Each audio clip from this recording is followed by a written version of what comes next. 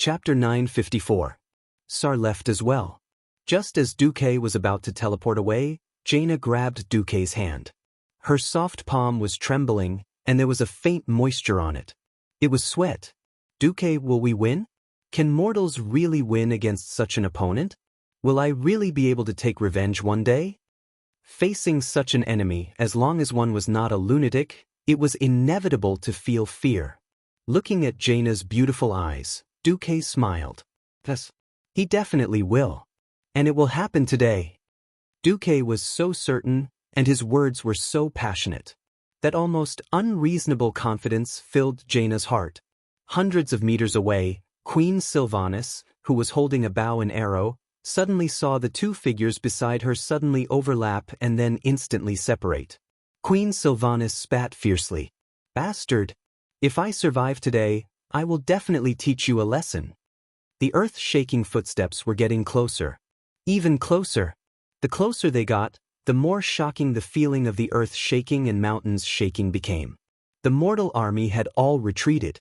If Archimonde summoned ordinary demons, they would naturally attack again. If Archimonde was alone, then this would be a stage that belonged only to the strong. Finally, Archimonde's enormous body appeared at the peak of Mount Hyjal, on the stage chosen by the three factions. In front of the 50-story boss, mortals were as insignificant as ants. Ha! I thought that the so-called brave warriors who were fighting against the Burning Legion had all run away in fear.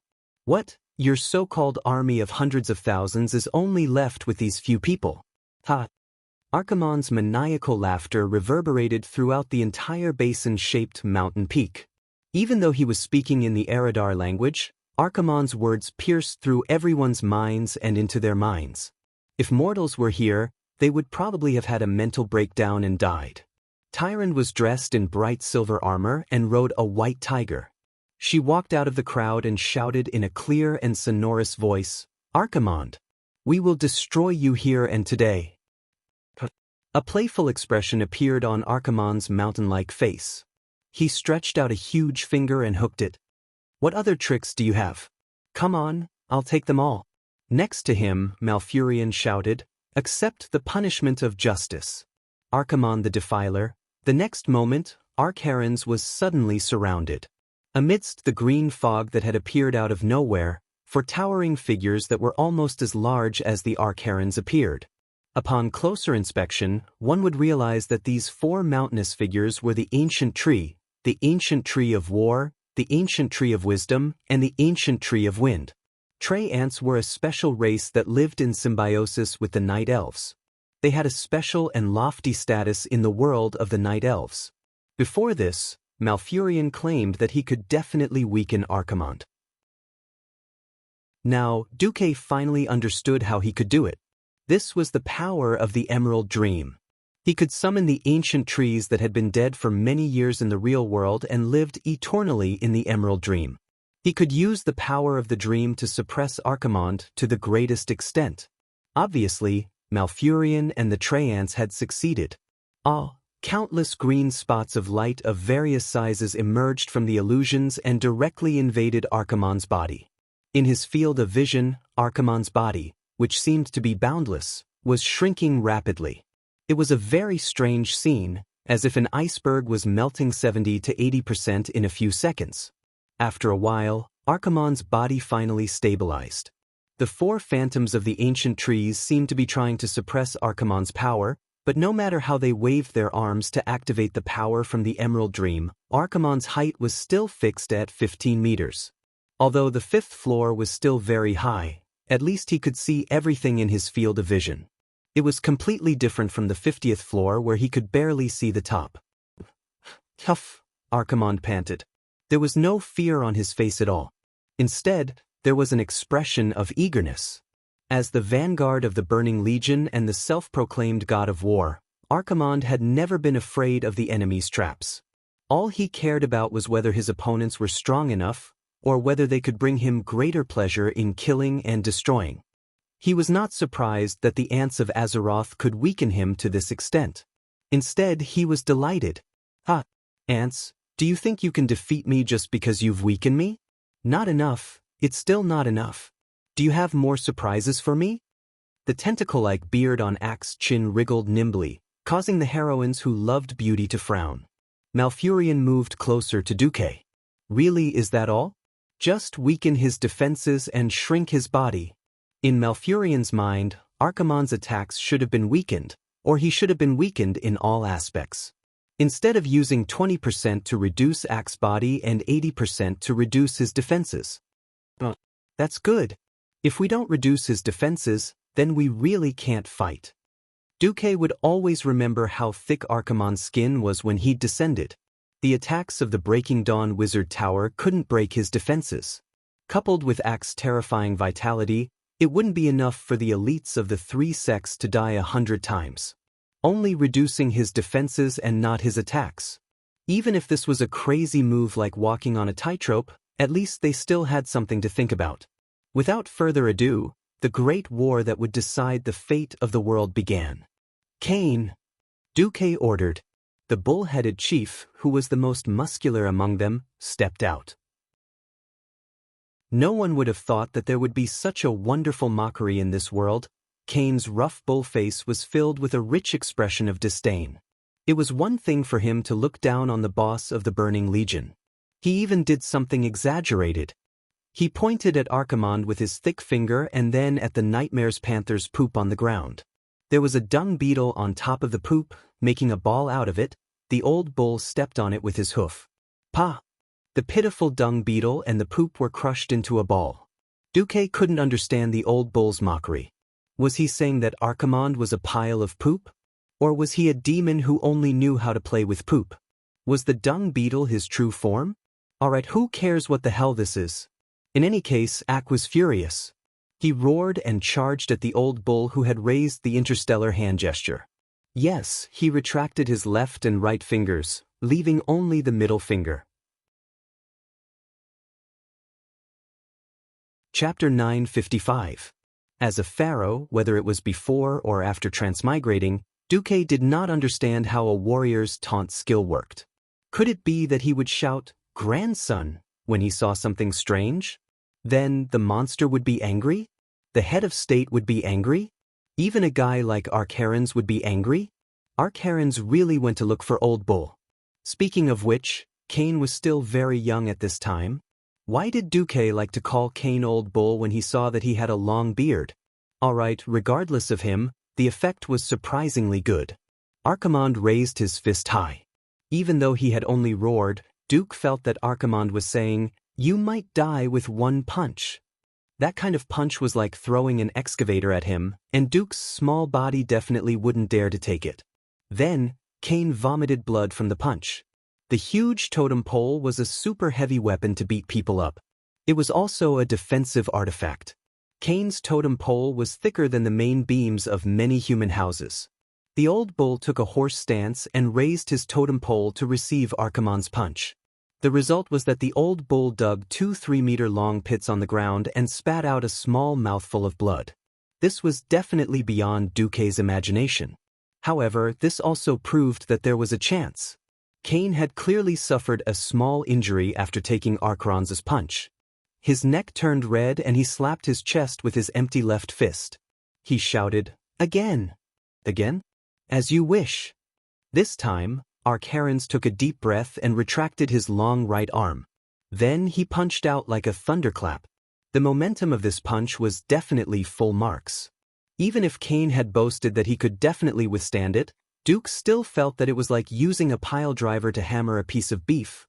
The cow's head that was hammered with a small hammer would be softer and more chewy or something.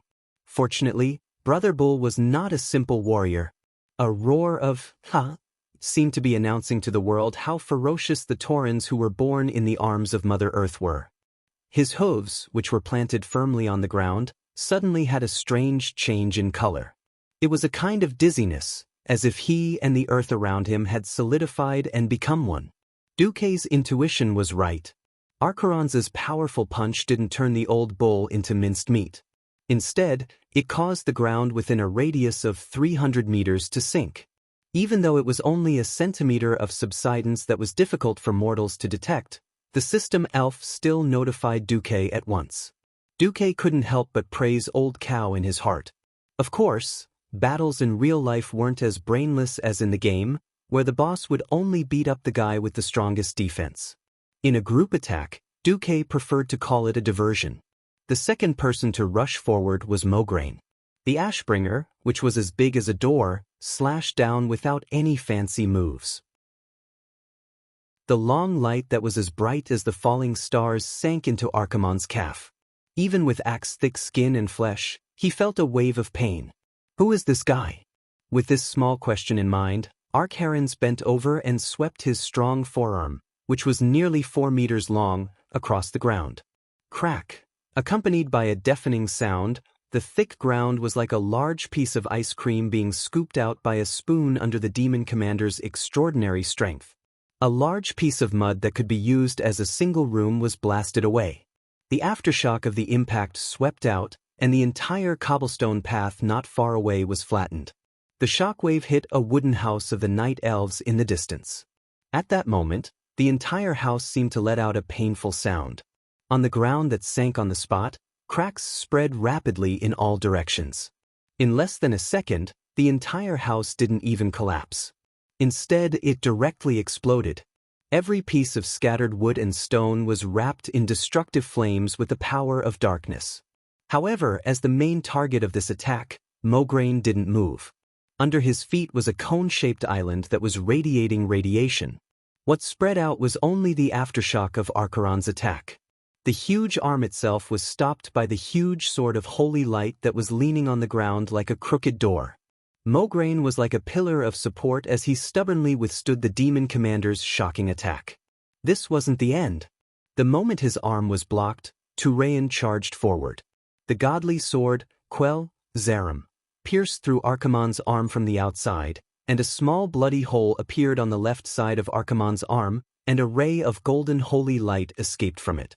To the gigantic demon commander, the wound looked like a swollen human after being bitten by a mosquito. In fact, the internal injury was far more serious than it looked from the outside. It could already be considered a minor injury. This is impossible. Arkharens finally let out a strange cry. Even though he had greatly reduced his size in order to descend and had to accept the weakening of his power, in his imagination, there was no mortal in the world of Azeroth who could withstand even 10% of his power. But now, 1.5 was nothing. However, it was 3 mortals who blocked him time and time again, hurting him. Ak felt a kind of anger.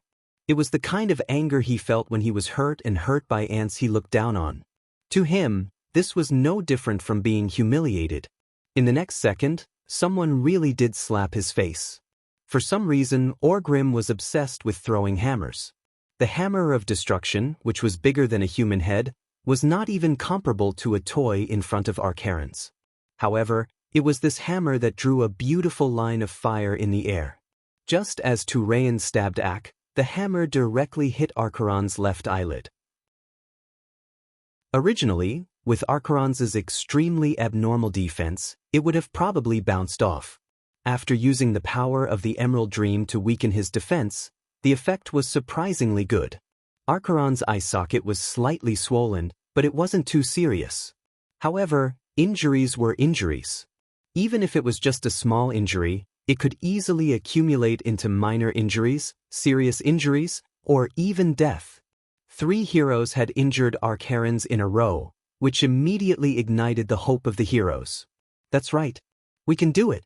After this great demon was weakened, he was no longer the invincible existence that was above all mortals.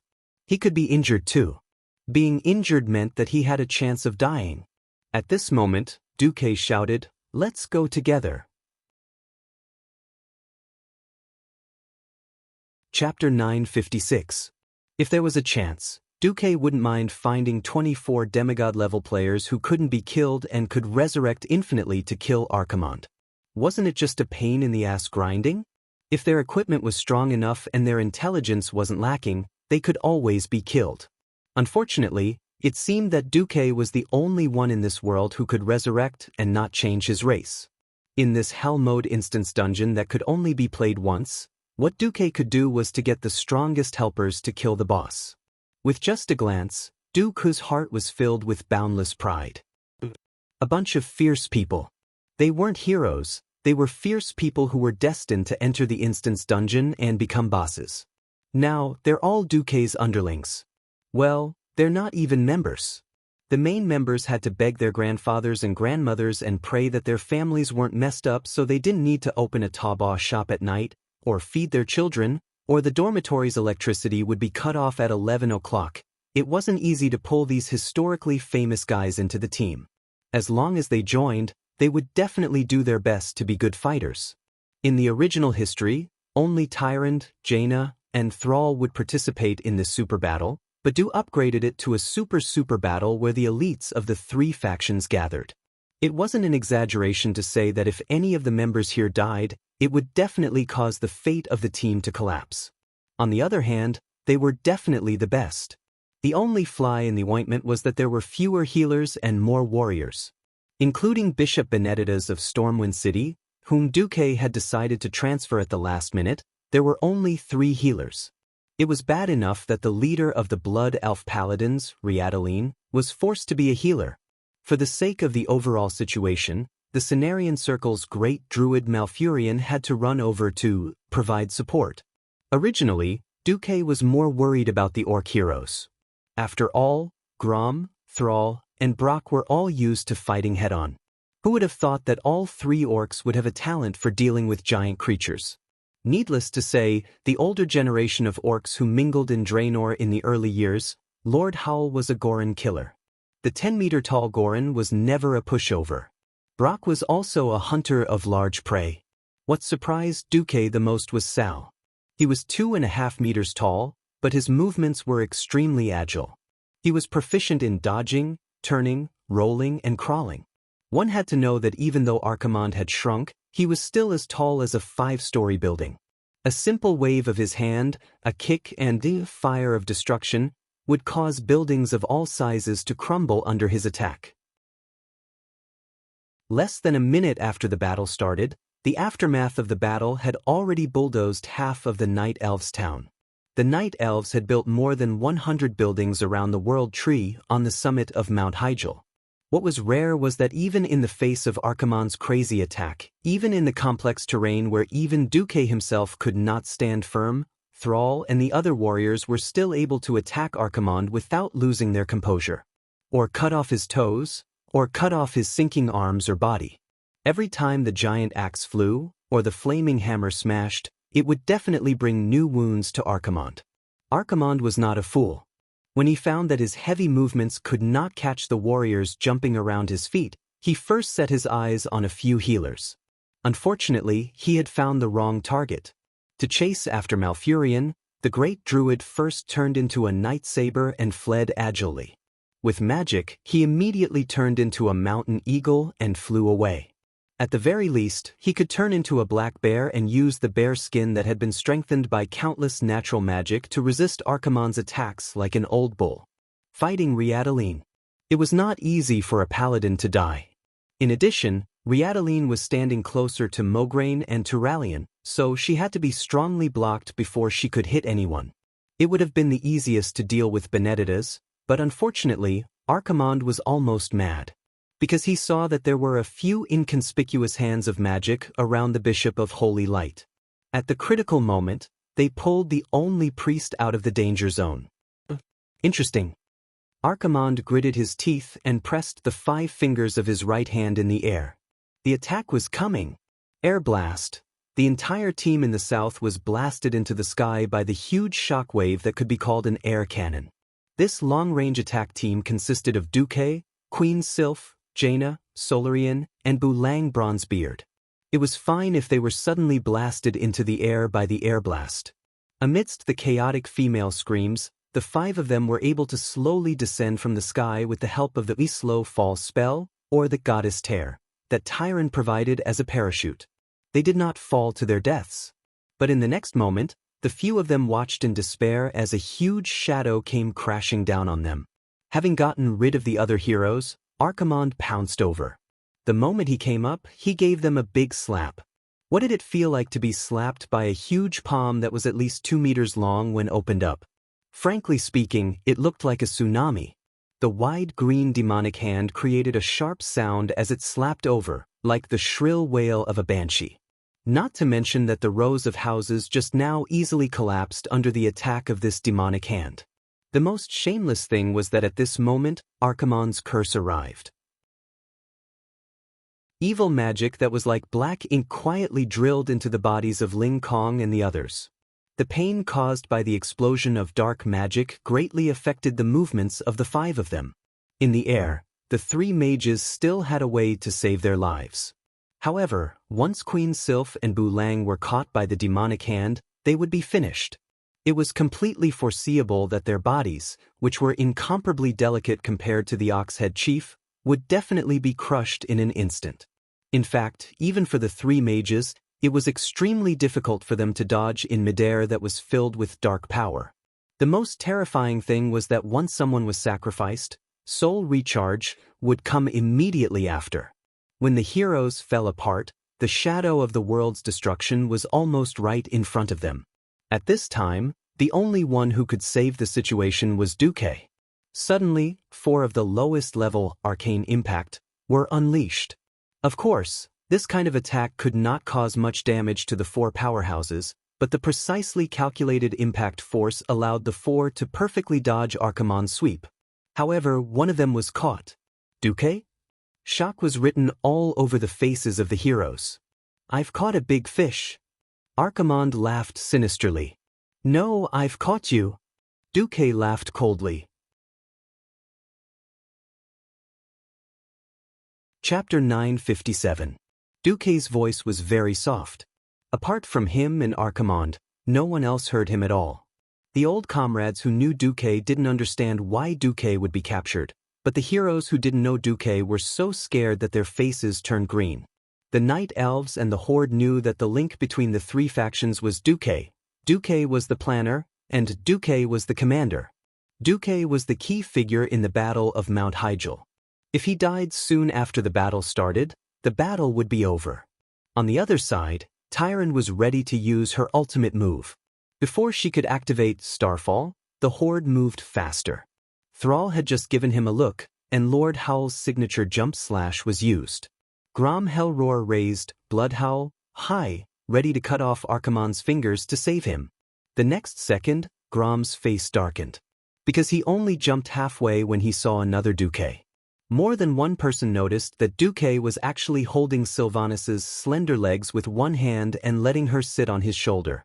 His other hand was holding Jaina's slender waist, and he floated down with slow fall. Well, there was also a hand of magic holding a cursing dwarf upside down. The reason for this was that Archimonde's powerful curse, Grasp of Army, was a little troublesome for a Radiant Moon Mage to remove. Duque could instantly remove it, so he did it in passing. The Duque caught by Ak was, of course, a clone. The problem was that the bitter Grum didn't know. In midair, Lord Howl and Duque made silent eye contact. First, a pair of crimson eyes the size of a bull's stared at Duque. "That's your phantom clone? Why didn't you say so earlier?" Duque returned an innocent look. "You didn't ask." Grom's eyes widened even more bitterly. "Damn it. I was thinking of repaying you for saving my life. I jumped for nothing." "Oh no, I'm jumping. With such a big mistake, I would die in minutes against this kind of person." Duke rolled his eyes. "Done.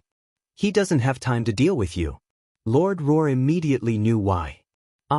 Archimonde's sudden scream almost broke everyone's eardrums.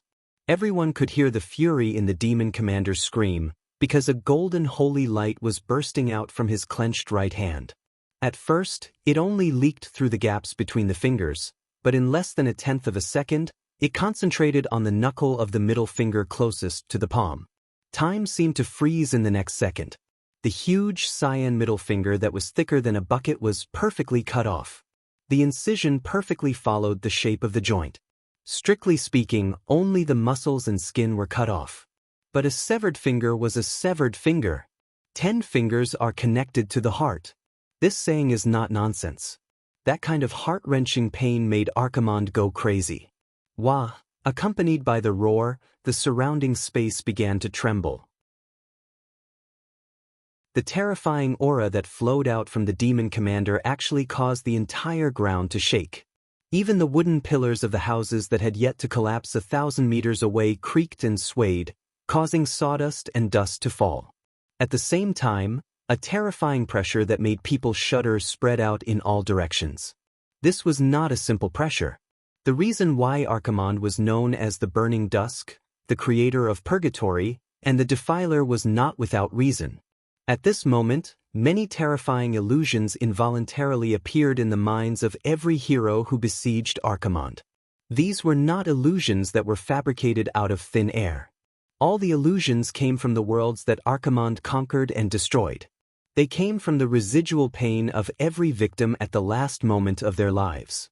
They came from the desperate cries of their souls when they were forced to fall after being captured. It wasn't just one or two voices, but the shock formed by the convergence of thousands of despair and resentment. Archimonde used this most ferocious martial merit that belonged to him to make the most terrifying weapon. In this way, he displayed his reputation as a demon commander. The closer they were, the more they bore the brunt of the attack. Lord Howl was shocked and fell on the spot. The Tauren chief Cain, who was holding the totem pole, had a pale brown face and cold sweat dripping from his forehead. His pair of big bull eyes were lifeless, and it was obvious that he had lost his focus. Cain, who had clearly stopped moving, was kicked by Ak. His huge body rolled a few times and fell into the fire of destruction, rolling around in pain.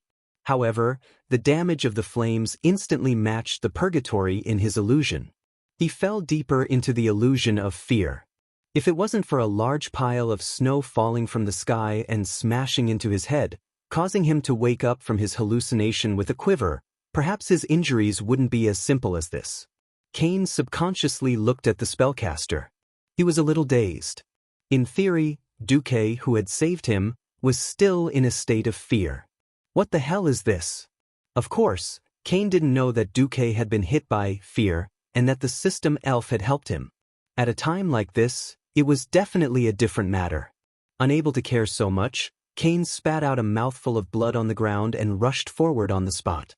While he was in a daze, Mograine and Turalian, who had stronger wills, resisted the fear, this time and held Archimonde back. After all, there were only a few who could resist the fear or wake up early. There was Kale, who cried out in fear, Caponia, who ran around out of control and crawled even when she fell, and Thrall, who waved his weapon in an attempt to fight against the illusory enemy. In Jaina's mind, she saw countless pitch-black enemies baring their fangs and brandishing their claws. They broke into the palace where she had lived since she was young, reached out to tear apart her gorgeous robe, and scratched her tender skin. No. She tried to open her eyes, but no matter how hard she tried, she couldn't. All she could see was darkness. Her seemingly strong heart was filled with frailty and helplessness. Jaina felt like she was a lone boat on a stormy sea, about to capsize at any moment and succumb to the boundless fear. When a person was in extreme fear, the most natural thing to do was to look for a life-saving straw. Even though the feeling was very weak, Jaina clearly felt that she had been hugging something. At first, it was a little blurry, but she soon realized what she was hugging. It was Duque. That's right. The man she was destined to be unable to break free from his hands, the man she would unknowingly get involved with even after the engagement was broken off. Countless times, she had thought that breaking free from the shackles of the strongest hero of humanity was a form of release. However, in the face of such a great enemy, in the face of unimaginable terror, Jaina suddenly felt that having a man to shelter her from the wind and rain and give her a sense of security was an incomparably happy thing.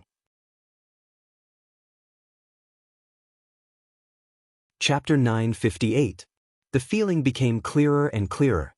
The demonic claws around her still made her tremble with fear, but the warmth from her left and the beating of her heart clearly told her that it was Jaina. The person who can protect you is right beside you. The throbbing in her heart grew more and more excited. It was the impact of breaking through the restraints of fear and nightmares, breaking free from all oppression. This was the final and most perfect redemption in the apocalypse. Filled with immeasurable excitement, Jaina finally lifted her long, curly eyelashes and opened her eyes. Duque? Duque? Two completely different voices called out the same name. Two faces with different styles were filled with the same excitement. It was a pity that the first thing they saw was not the young and handsome face they imagined, but each other as enemies. That's right.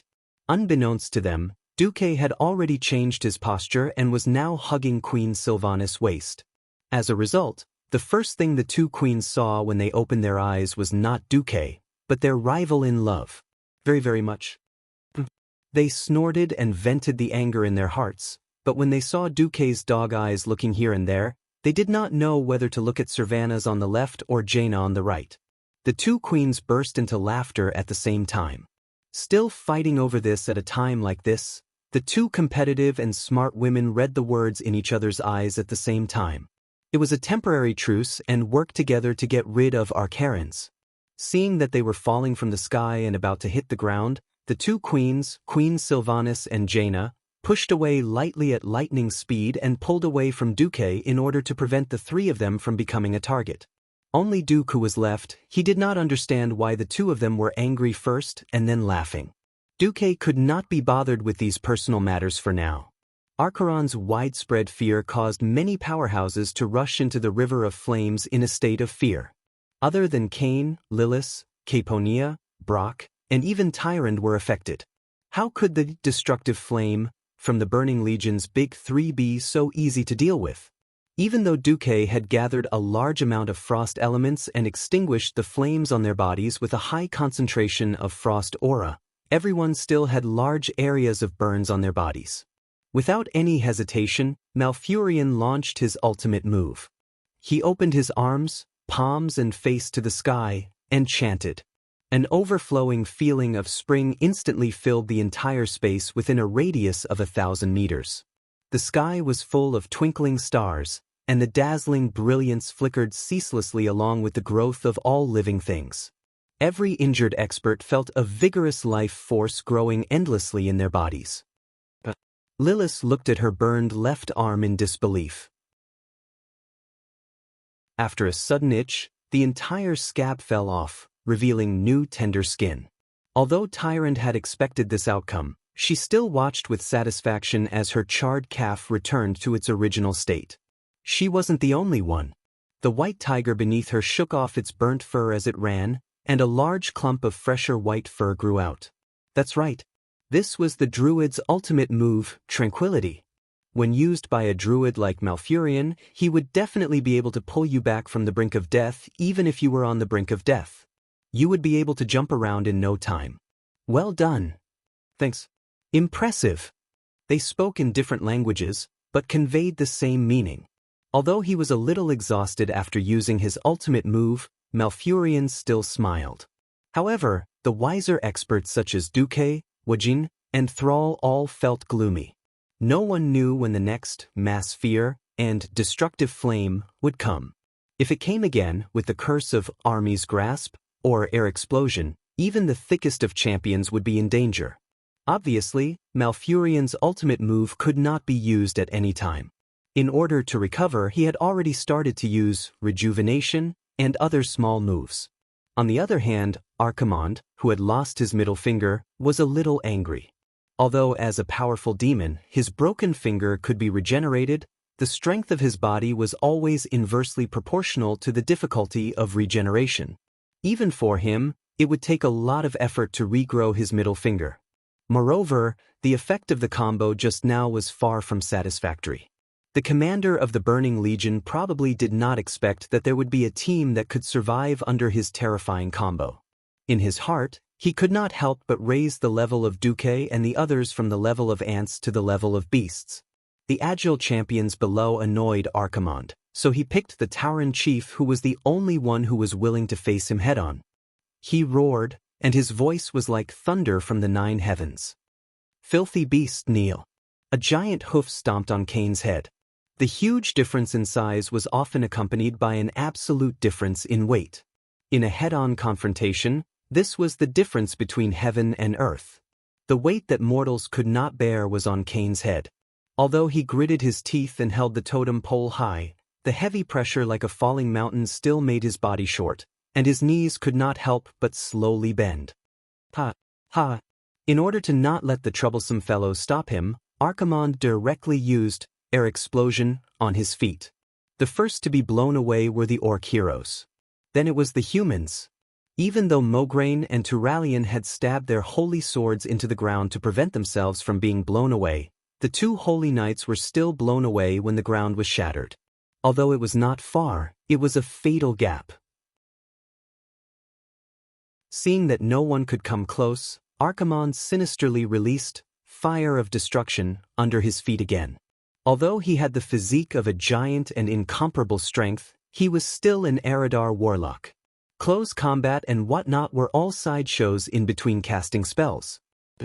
He wanted to burn the only person who dared to face him head-on, Old Bull, to death in front of this group of rebels. He finally understood that as long as the annoying Cain was no longer at the front, the others would not be able to withstand his strength. The rest of the people couldn't withstand his strength at all.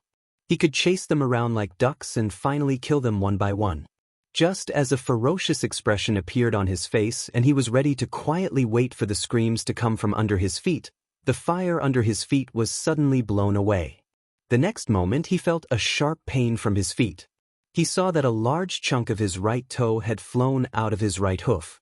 A voice that he deeply hated sounded again. "You bastard, I will make it so that you will never be able to step on anyone again."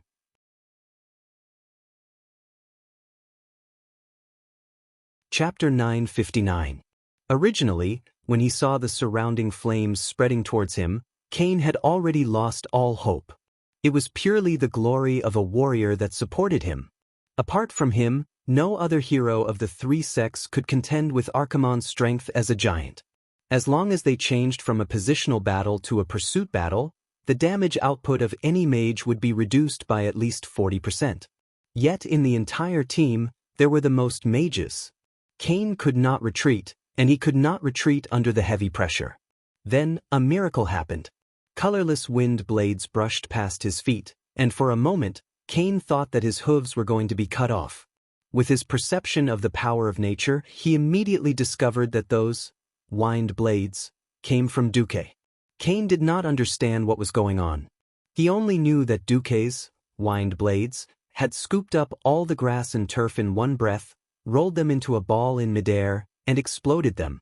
Then the surrounding flames were all gone, leaving only the black soil that emitted the smell of burning. It wasn't just Ak. The other mages were all stunned. No one could have imagined that such a method could be used to deal with those annoying flames of destruction. Kale, that was the first to understand. He pushed out with one hand before the fire burned him, using magic to lift the entire turf. Then, the moment before the flames of destruction burned him, he used magic to push the flames and the scorched turf away. The long river of flames was changed just like that. "I understand." Jaina and Ronan shouted in surprise at the same time. No one who could reach the radiant moon pharaoh was a fool. Flames were never something that could exist out of thin air. Any flame had to have a combustible object as a support. Either it could be ignited vegetation, or it could be a flammable gas in midair. Even though it was very difficult to use frost elements to fight against this demigod-level flame, as long as he pushed the flame away, he could change the course of the entire river of flames and keep himself and his teammates away from danger. Duque had invented this move. To Cain, he was just a pretty good teammate. He was still far from being a god-level teammate. Duque's next strike magnified Duque's image in his heart. If Duque had used a sneak attack to cut off one of Archimonde's fingers, no one could see it clearly. Now, at least Cain could see it clearly. It was an extremely thin and long sword. To the Tauren, it was like a long needle. It was clearly so thin that it was not suitable to be used as a weapon. He could not miss out on the golden holy light that blossomed from it. In fact, Arkharens had already reacted when he sensed the holy light that had injured him. He cried out in alarm. Just as he was about to raise his hoof, space seemed to be strangely distorted. On the tip of the right leaf-shaped hoof of the demon's hoof, a thin golden line that was almost identical to the one before suddenly appeared. Unlike how a butcher dissected an ox, Duque used the most violent method to cut off the incomparably thick and tough hoof, using the maximum output of the holy sword to chop off the horny layer on the hoof. If Archeron's body had not been weakened by the Night Elf's Emerald Dream's ultimate move, Duque's strike would have been in vain. But there were not so many ifs in the world. As soon as the thin golden line appeared, it extended to both sides at high speed. The next moment, accompanied by intense pain, Archeron saw his toe break in the middle. The black finger that was as large as the roof of a house flew out with a crack. It spun continuously in the air before crashing onto the black soil 10 meters away. Time seemed to have stopped at that moment. The demon commander's face was full of horror. He screamed, no. If he had lost his finger, it could be said that he had been careless and fell for Duque's trick. However, the forceful counterattack this time made him fully realize that he, who had been weakened twice by the magic circle of planet Azeroth and the magic circle of Mount Hyjal, was much weaker than he had imagined. Bastard! Bastard! Bastard! Archeron's roared and launched a wild attack. Just now, if he had continued to stomp with all his strength, he might have been able to find Cain for revenge. It was a pity that his toe had been cut off. This affected him too much. If he had been injured in the arm or body, it would at most affect his attack power. But the foot was the most troublesome limb. After losing a toe, Ak felt that his balance was obviously out of whack. This was a very dangerous sign. He had leg armor. The golden demon armor, forged by the Burning Legion's dark craftsman with the highest craftsmanship, protected his calf very well. And in his impression, there had never been anything that could hurt his incomparably thick and hard hooves. Now it was different. If he could not support his body and fell, then the melee professionals who had been besieging his calf would be able to attack his vitals more directly. Then there was a real possibility that he would die here. Archeron's brought out his real skills. 10 fingers, oh, it was now 9 fingers in a row. The air blast, that had a gap just now suddenly became a continuous barrage. Although the air blast, with a wide range, had become the air cannon, with a narrower attack area, its power had more than doubled. Boom! There was a loud noise, and grass and sand flew all over the sky. Many experts, including Duque, saw Brock's right arm suddenly twist in an extremely awkward position that shouldn't have appeared. If not for the flesh still attached, everyone would have thought that his entire arm had fallen off his shoulder. It wasn't just his arm. After he was accidentally hit by the air cannon, his whole body spun and crashed into a huge stone monument not far away. Brock! Thrall exclaimed. Unexpectedly, a fire phoenix that was not much bigger than Tyron's white tiger flashed past, its claws seemingly made of flames, saving Brock unscathed. He was saved, but Brock had clearly lost the ability to fight. Dislocations and sprains were the most troublesome. If it was just a simple injury, recovery spells could quickly heal the wound. If the limb was twisted or had a comminuted fracture, the broken bone near the wound had to be cleared first so that the bones could be placed in the right position before the spell could be cast. Otherwise, the bones would become crooked and the arm would be crippled. His eyes fierce, Duque dragged Brock away from the battlefield with Hand of Magic and shouted, "It's better to break one than to injure 10 fingers." Mograine and Turayan immediately understood what he meant. In the next moment, with Thrall's help, Mograine shot toward Archeron's lower back like a cannonball.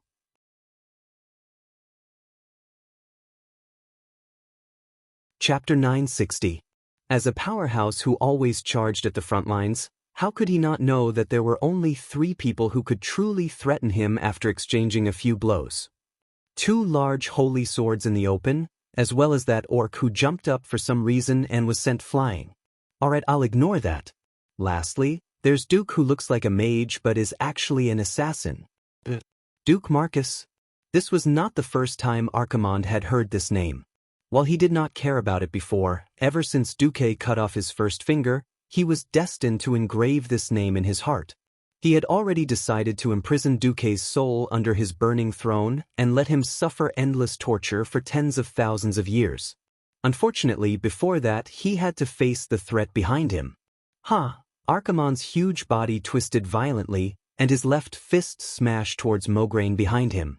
In midair, Mograine should not have been able to borrow any strength, but at that moment, a mass of arcane energy appeared out of thin air. With a light push from beneath Mograine's battle boots, the incredibly heavy Mograine was able to complete a double jump that not even professionals could do. Even Newton's coffin couldn't hold him down anymore. Cuff cuff. It was this jump that caused Mograine's threat level to skyrocket. Originally, he could only aim for Archimonde's waist, but now he was going for his neck. Without thinking, he changed his attack. His left fist that was originally sweeping horizontally turned into an uppercut. At that moment, 3 arrows arrived. Tyrant, who had been hiding her true strength, finally revealed her true abilities. Once Fortify Aura was activated, the power of the Windrunner sisters' arrows increased exponentially. Their arrows, which were originally like mosquito bites to Archimonde, were instantly raised to the level of All's. Lilith's Wind Arrow was the first to arrive, activating Archimonde's tough skin resistance against natural attacks. Who knew that in the next instant it would be Lightning Arrow, followed by Flame Arrow. 3 arrows in a row, almost hitting the same spot in unison. The last arrow broke through his defense and pierced deep into the joint of his left hand. Every creature's joints were extremely sensitive. Normally, a swollen joint would cause it to be unable to bend or anything, let alone a needle-like arrow. Ak froze on the spot. Die! Mograine roared, and the wide Ashbringer swung down at high speed. Surging holy light rippled in the air, forming a loud sound similar to a sonic boom. You're the one who will die. Archaron's finally revealed his trump card. It was a skill that did not exist in any version of history. His eyes suddenly turned bright red, and then shot out a crimson ray similar to the kinetic death ray. Duque was tongue-tied. For a moment, he almost suspected that Ultraman had gone to the wrong set. Mograine was hit right in the bullseye. Just when everyone thought that Mograine was dead for sure, they saw a dull golden light pierce through the crimson pillar of light and fall lightly. Save them. Grom, who had the best jumping ability, caught Mograine in one leap. This time, not only did he fail, but he also wasted a lot of Mograine's stamina and energy. This was not a good thing. Although it seemed that as long as one was devout enough, holy light could be cast endlessly. In fact, holy light was a type of spiritual power, which was closely related to a person's willpower and stamina. It is impossible for a weary, exhausted person to have much willpower. Fortunately, the real killer move was never Mograine. Not only did Duque activate Flash, but Turalian also arrived.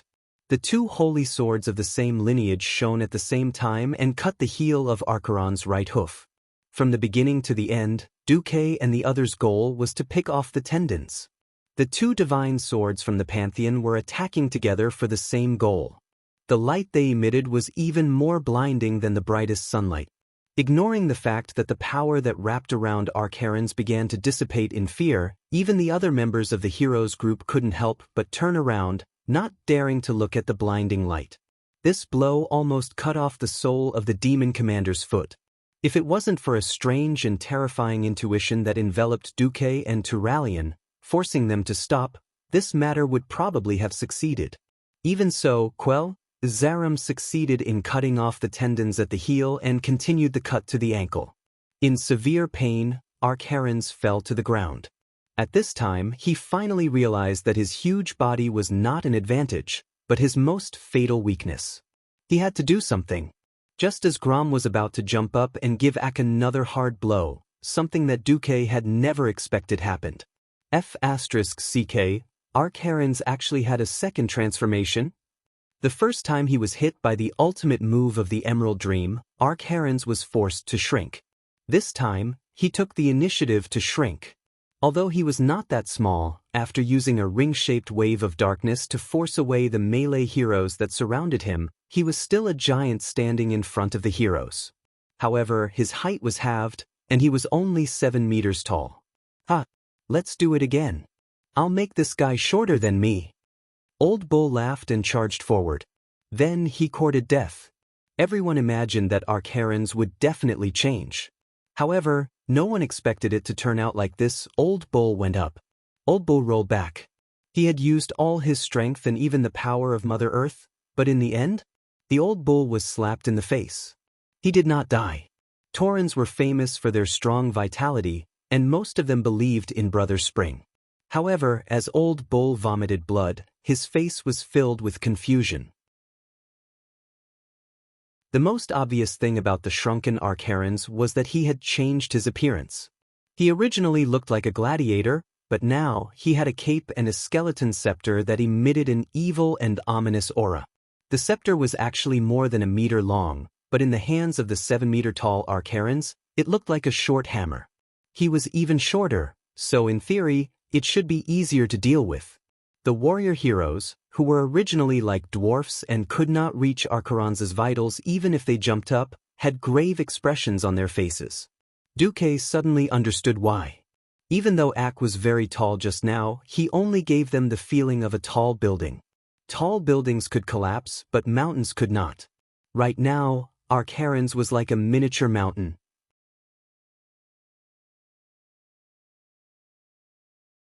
Chapter 961. Duque had transmigrated, greatly altered history, and lifted the skirt of the goddess of fate. Just when he thought he could conquer fate, he was shocked to find that he was also being teased by the goddess of fate. Speaking of which, if the world of Azeroth was a person, then most of his physics knowledge was taught by his physical education teacher. A dragon could become a person, and then the extra dozens of tons of mass would disappear. Archimonde, who had shrunk to one size, was the best example. The current Archimonde gave off a more stable feeling, but his movements were more light and agile. Duque sent a clone directly behind Archimonde, and then everyone only saw Archimonde sneer and Duque's clone silently annihilated in a round shield. Duque's pupils suddenly shrank. Big trouble. After Archimonde shrank, not only did his strength double, but it seemed that even his magic resistance had increased a lot. Archimonde calmly sneered loudly. Rejoice! Rejoice! Yes. You should be happy that in the past 10,000 years, for the first time, someone has forced me to use my most basic form. Although I've always yearned to be a god of war who charges at the front, I'm still a warlock. No matter how powerful his magic was, he was still afraid of a kitchen knife. In theory, that was the case. Thrall was the third to not believe it, and he threw his hammer again. Bang! This time, the hammer of destruction was directly hit by a blue shield bullet. Finally, someone lost his voice. Is Archimonde invincible? Duque disdained this kind of nonsense. Glancing over, he found that it was Kale, that's little Miss Caponia, who spoke, and Duque was annoyed. Fortunately, Kale, that said something fair. Impossible. There is absolutely no perfect and invincible existence in this world. Ha! I am perfect. I am the strongest. I am invincible. Archimonde's wild laughter came instantly. Duque was annoyed when he heard this. F***CK, F***CK, F***CK. What happened to being a big guy and being happily beaten to death by a group? Why did you change the script without permission? By the way, with your high magic resistance, will the other Radiant Moon mages still be able to play around? Moreover, Warlock's new martial arts. Old Cow would not be able to withstand it. Duque secretly ordered in his mind, System, analyze the weakness. 3 seconds later, Duque suddenly laughed shamelessly. Pooh! Archimonde, before you pretend to be invincible, can you not limp first? Archaeran's final appearance was too shocking. As soon as he appeared, he sent Old Cow flying and even melted Duque's clone. This shocked the group of experts. Following Duque's words, everyone suddenly realized that Archaeran's, who seemed to have greatly strengthened himself, did not heal his own injuries. The broken middle finger was still oozing purplish-blue blood. His right leg, which had a small part of his hoof and a broken hamstring, was still limping. Even though he could use his willpower to ignore the existence of the pain, the faint remnants of golden holy light around the wound seemed to be telling everyone, "This is the target, aim here." He couldn't help but burst into laughter. Ha ha! This is too funny. I've seen bragging, but I've never seen someone so good at bragging. Does the Burning Legion rely on bragging to determine their status? Led by Shorty, who had the least sense of propriety, they started scolding Archimonde in a multilingual manner. Heroes from all walks of life immediately turned into Internet Water Army keyboard warriors, scolding Archimonde until he was black and blue. Just as everyone was laughing wildly, Duque's whisper of the wind sounded in everyone's ears. "Everyone, please pay attention to the color of Archiron's light shield. If I'm not wrong, red is the Hellhound mode, which mainly increases magic resistance. Yellow should be the Doomguard, which increases strength and attack power." Originally, they had to pay the price of blood to try to deal with it, but with Duque's familiarity with warlocks and the system Elf's abnormal analysis, Archiron's possible changes were almost impossible to hide. With such amazing information, wouldn't everyone be able to fight the tycoons? Distribute the land. Oh no, it should be fight the boss and distribute the equipment, hee. Very quickly, especially the orcs, everyone started to smile with ill intentions. It was as if, like sharks smelling the scent of blood, everyone gathered together again. I, the great Archerons, am really being looked down upon. With that, Ak raised his left hand, and a large meteor rain fell from the sky, crashing onto the ground around him. Not only that, with a sweep of his right hand, a river of flames made of fire of destruction first moved to the left and then to the right, blocking in front of the heroes. Logically speaking, it should be the melee classes dodging, but who would have thought that the melee classes would roar and charge across the river of flames, directly reaching the other side of victory, and start attacking Archimonde with their weapons? It wasn't that they were crazy, but that Malfurion and the other healers were desperately supporting them. Almost every melee hero had the Great Druid's powerful continuous HP recovery spells, heal, and rejuvenation. Those who were more seriously injured could even enjoy the more powerful Swift Heal or Life Bloom. What? Archerons couldn't hide the shock on his face. In the next moment he directly activated Fear. The fear magic that had destroyed countless planets and plunged countless races into despair and nightmares became ineffective after the warriors uniformly activated Furious Fury, which could resist the fear effect. No, it wasn't just the warriors. Benedict also gave Turayan a protection fear barrier. In the past, the scene of everyone being hit by fear and running around like blind flies was gone. At the very least, the three warriors, Cain, Lord Howl, and Thrall, along with Turayan, were chasing Archerons and slashing at him. If it was any other time, everyone would have thought that they had taken the wrong medicine. But at this moment, the horror on Ak's face was the best contrast to their bloodthirsty and ferocious expressions. "That's impossible!" Archerons cried out. "Ha! Idiot! We've already seen through your trick." Cain laughed out loud. He shouldered the raging flames and charged forward, sweeping his pillar strike horizontally. As if to prove how right Old Cow's cheap laughter was, the scene of the disparity in strength seemed to have been reversed. Bang! A dull thud rang out. Archerons was like a little wife who had been slapped by domestic violence and could only cry in the corner. He fell on his butt. Almost at the same time, the three muscular men leaped up and slashed at Archerons.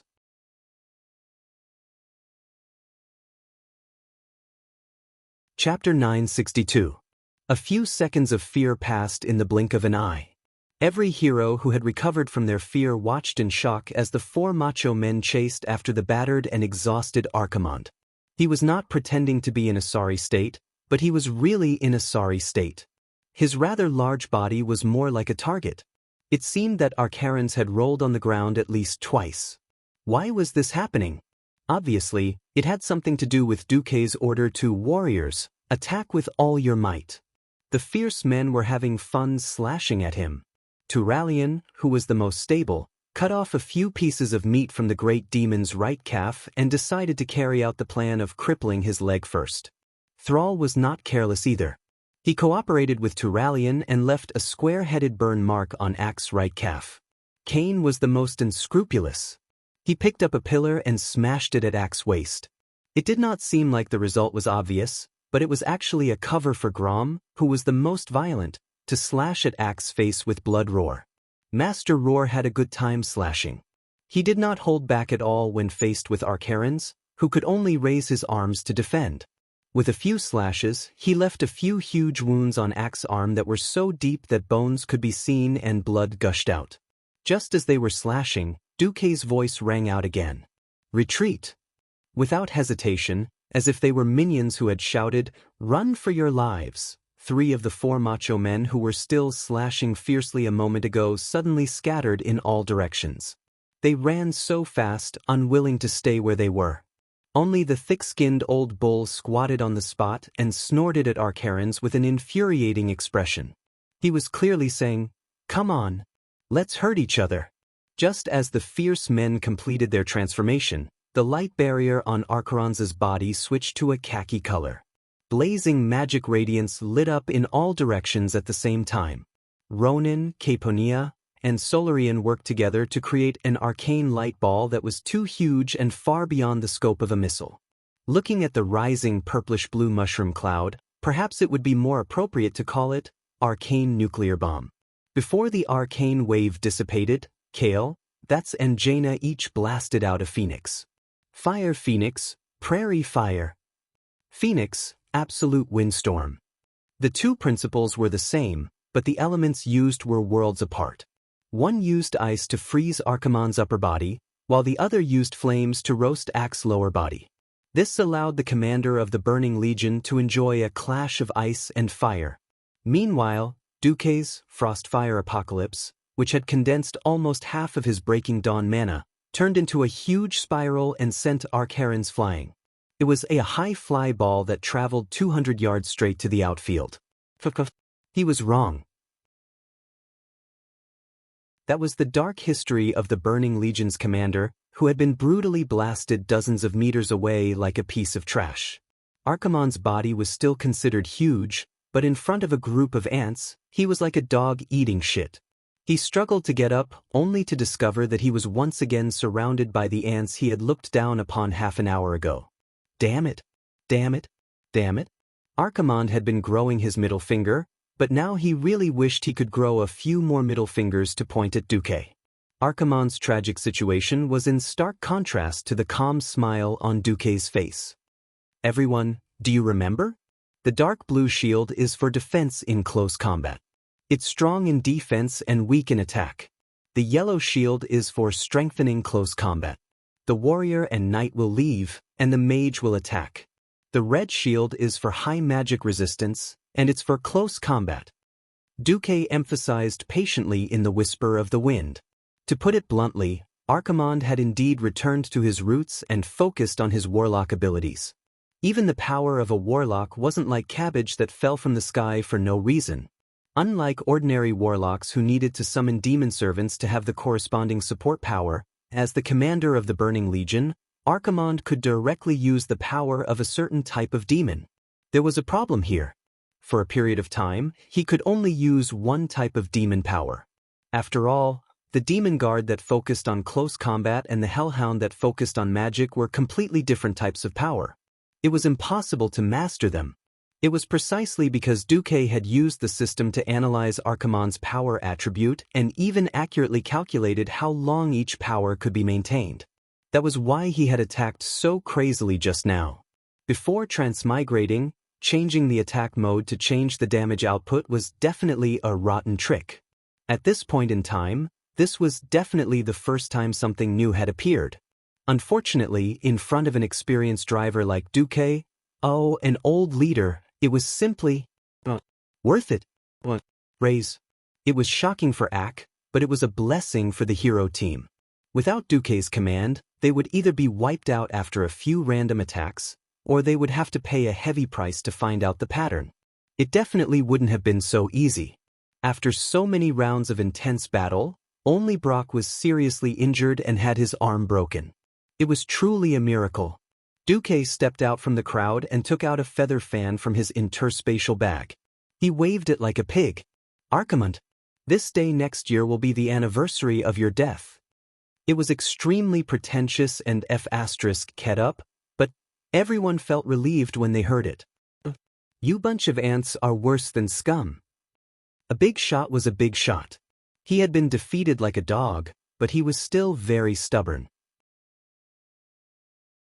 However, the next moment, Duque realized that something was wrong. Several experts suddenly touched their chests, intentionally or unintentionally. It was a palpitation of unknown origin, as if something had entered their bodies. No, it might even have entered their souls. However, they knew nothing about this mysterious and strange existence or some evil power. Looking at the system notification, Duque's face turned green. He couldn't help but exclaim, "Curse of misfortune?" Smart, but knowing it doesn't mean you can deal with it. An evil smile appeared on Archimonde's face. Then it was his turn to attack. As the boss of the Burning Legion, there seemed to be no restriction of only being able to use one curse on a target. Curse of pain, that caused damage. Curse of weakness, that reduced the target's damage. Curse of elemental, that reduced the target's resistance to shadow and frost. He gave all the curses that could be used to Old Cow. These weren't the main point. The main point was the curse of misfortune, that killed people. The curse of misfortune was a curse that had a delayed effect. It was fine if the damage was extremely high.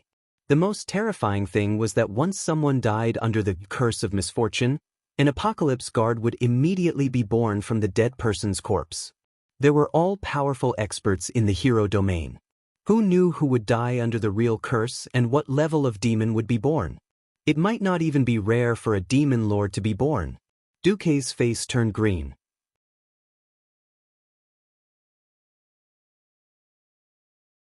Chapter 963. As a transmigrator, how could Duque not know about the one-button undoing curse? Countless players complained that dispelling curses and whatnot was like whack-a-mole.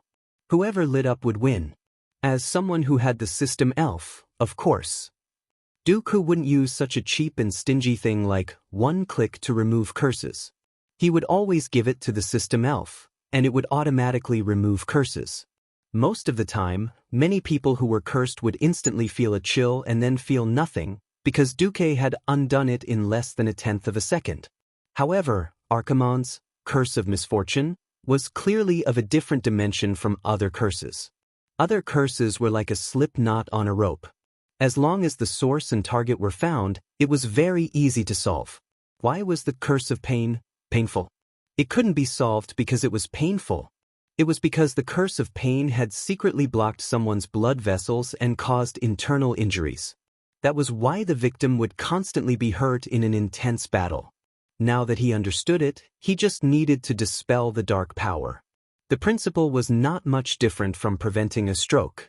The curse of misfortune was like putting a big basin full of wet and messy cotton rope and then saying, "Come on, untie me." Its degree of difficulty and complexity was definitely higher than the other curses with a difficulty coefficient of 1. Open a few more cubes. The problem was, if it couldn't be undone, they would die. Even if they entered the realm of heroes, how could the physical strength of mortals compare to extraordinary beings like dragons who had super long HP bars? Everyone knew how troublesome it was. The moment the mages sensed this curse, almost all the pharaoh were dumbfounded. "No. I can't undo it."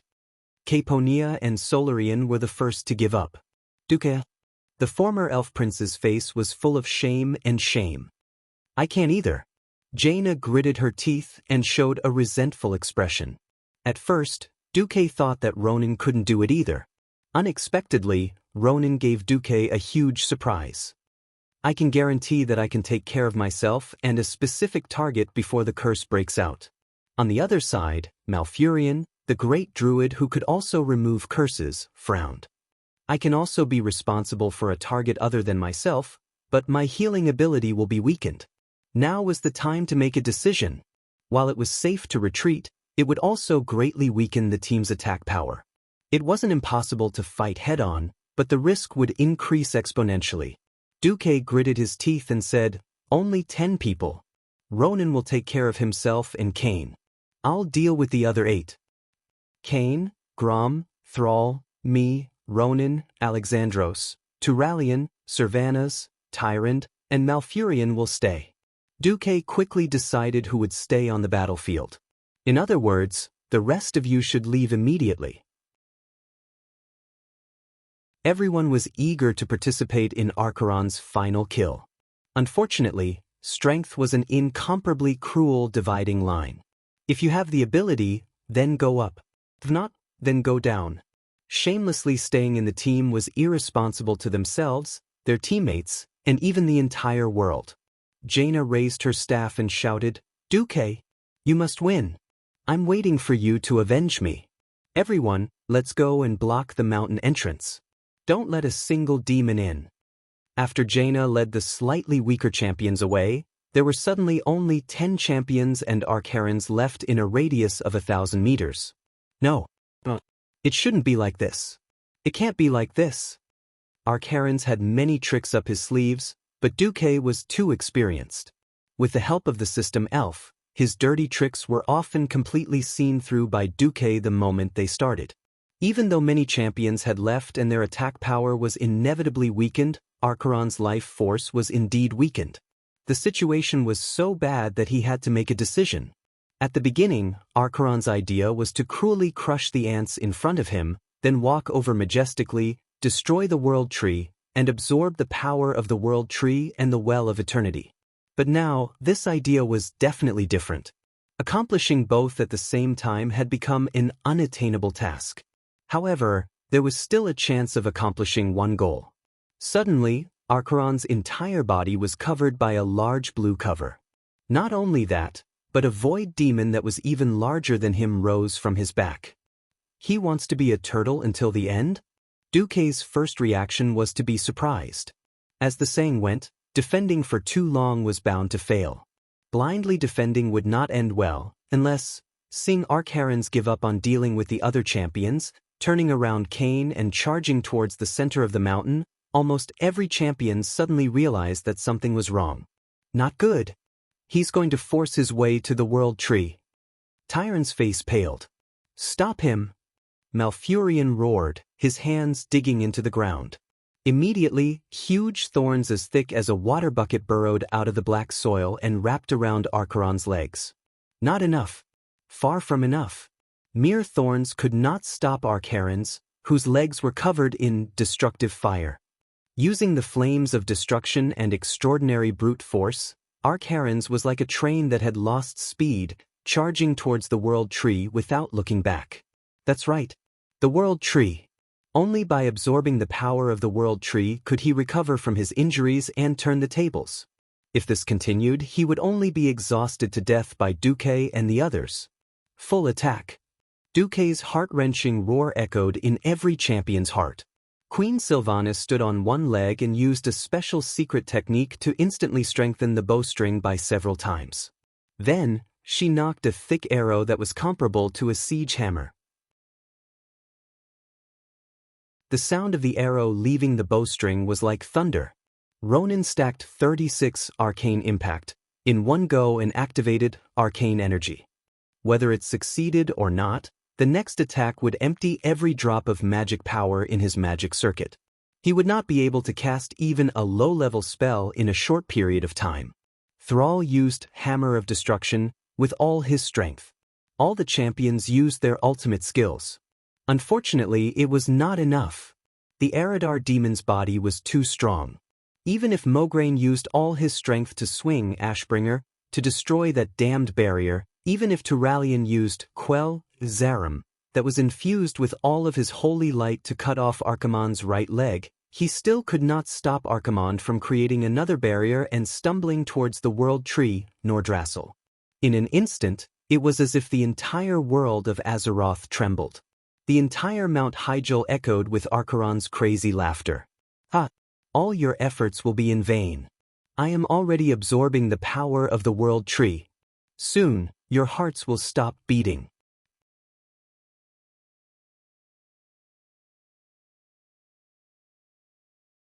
Chapter 964.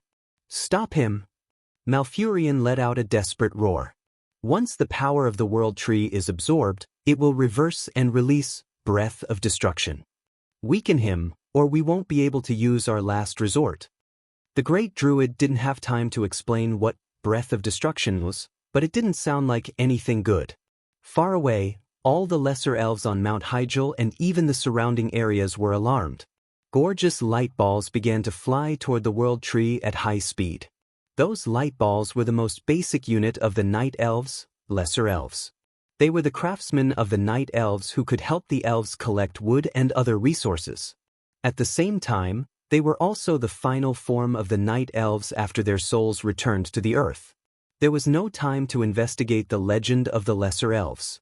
However, what was certain was that if Archimonde's vitality did not fall below the lower limit, these lesser elves in soul form would only be courting death if they rushed over and self-destructed. They would probably be forced to fall in an instant and then be made into materials for soul retribution. Stop him! Mograine slashed out with Ashbringer for the last time. Then he knelt down on the ground, panting heavily. For an old soldier who was approaching the age of 60, he was no longer young. Ashbringer, which seemed to be infinitely powerful and could blast the Calamity soldiers into pieces, was a typical holy artifact. However, using such a powerful weapon also required physical strength and mental strength. After squeezing out all the strength in his body, he slashed out a brilliant golden crescent. This golden crescent slashed over, but Archimonde dodged it the moment before it hit. An incomparably thick right leg fell to the ground.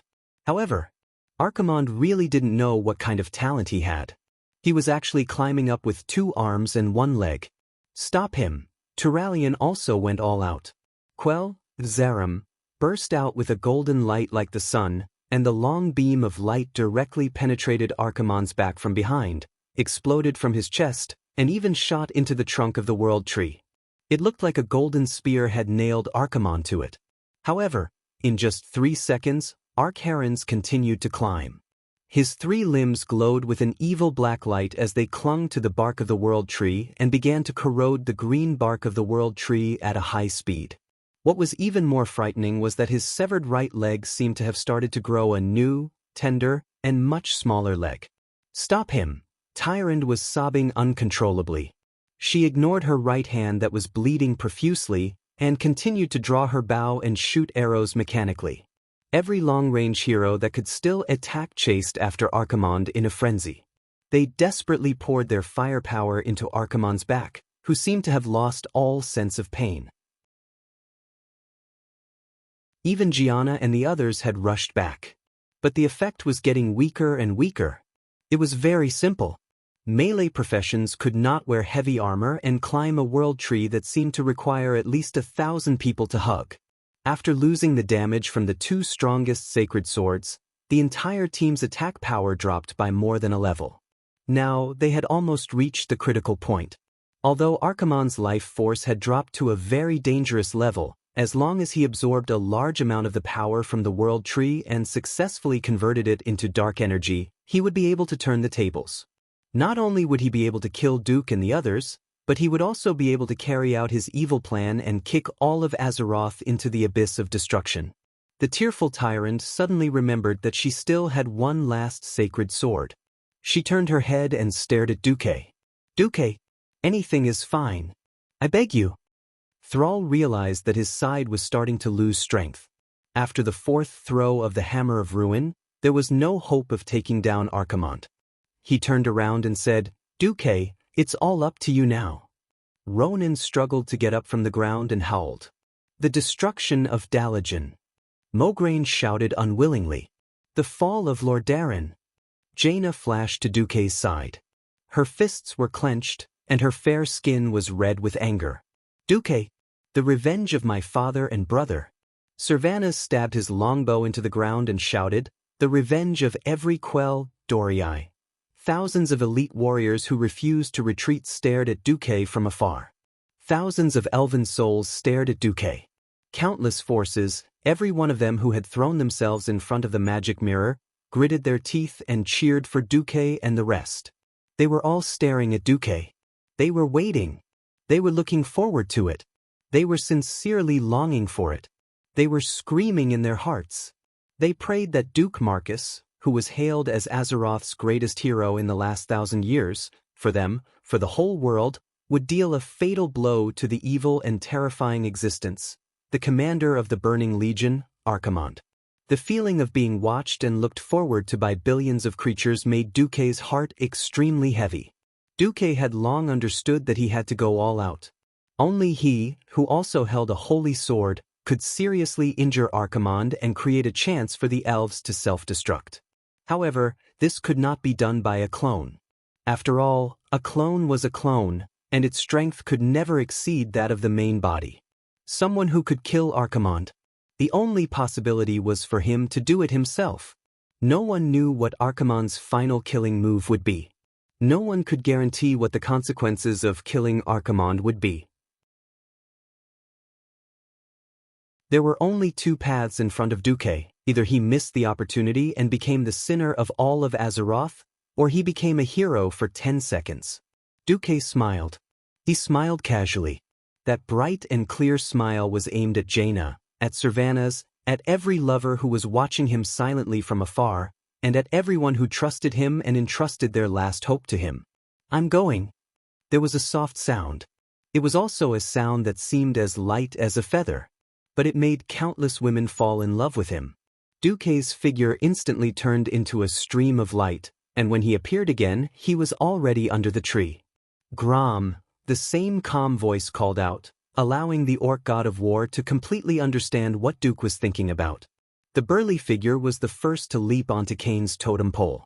Kane used the last of his strength to hit Grom high up into the air like a flying ball.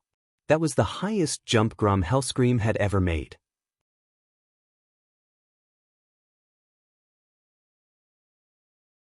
Chapter 965. An arrow pierced through the clouds, and an army of thousands came to meet. At this moment, Lord Howl was more than an army of thousands. That aura of choosing people to devour, that earth-shattering roar, that blood howl that turned the tide of the battle, all of them were Archimonde's death warrant.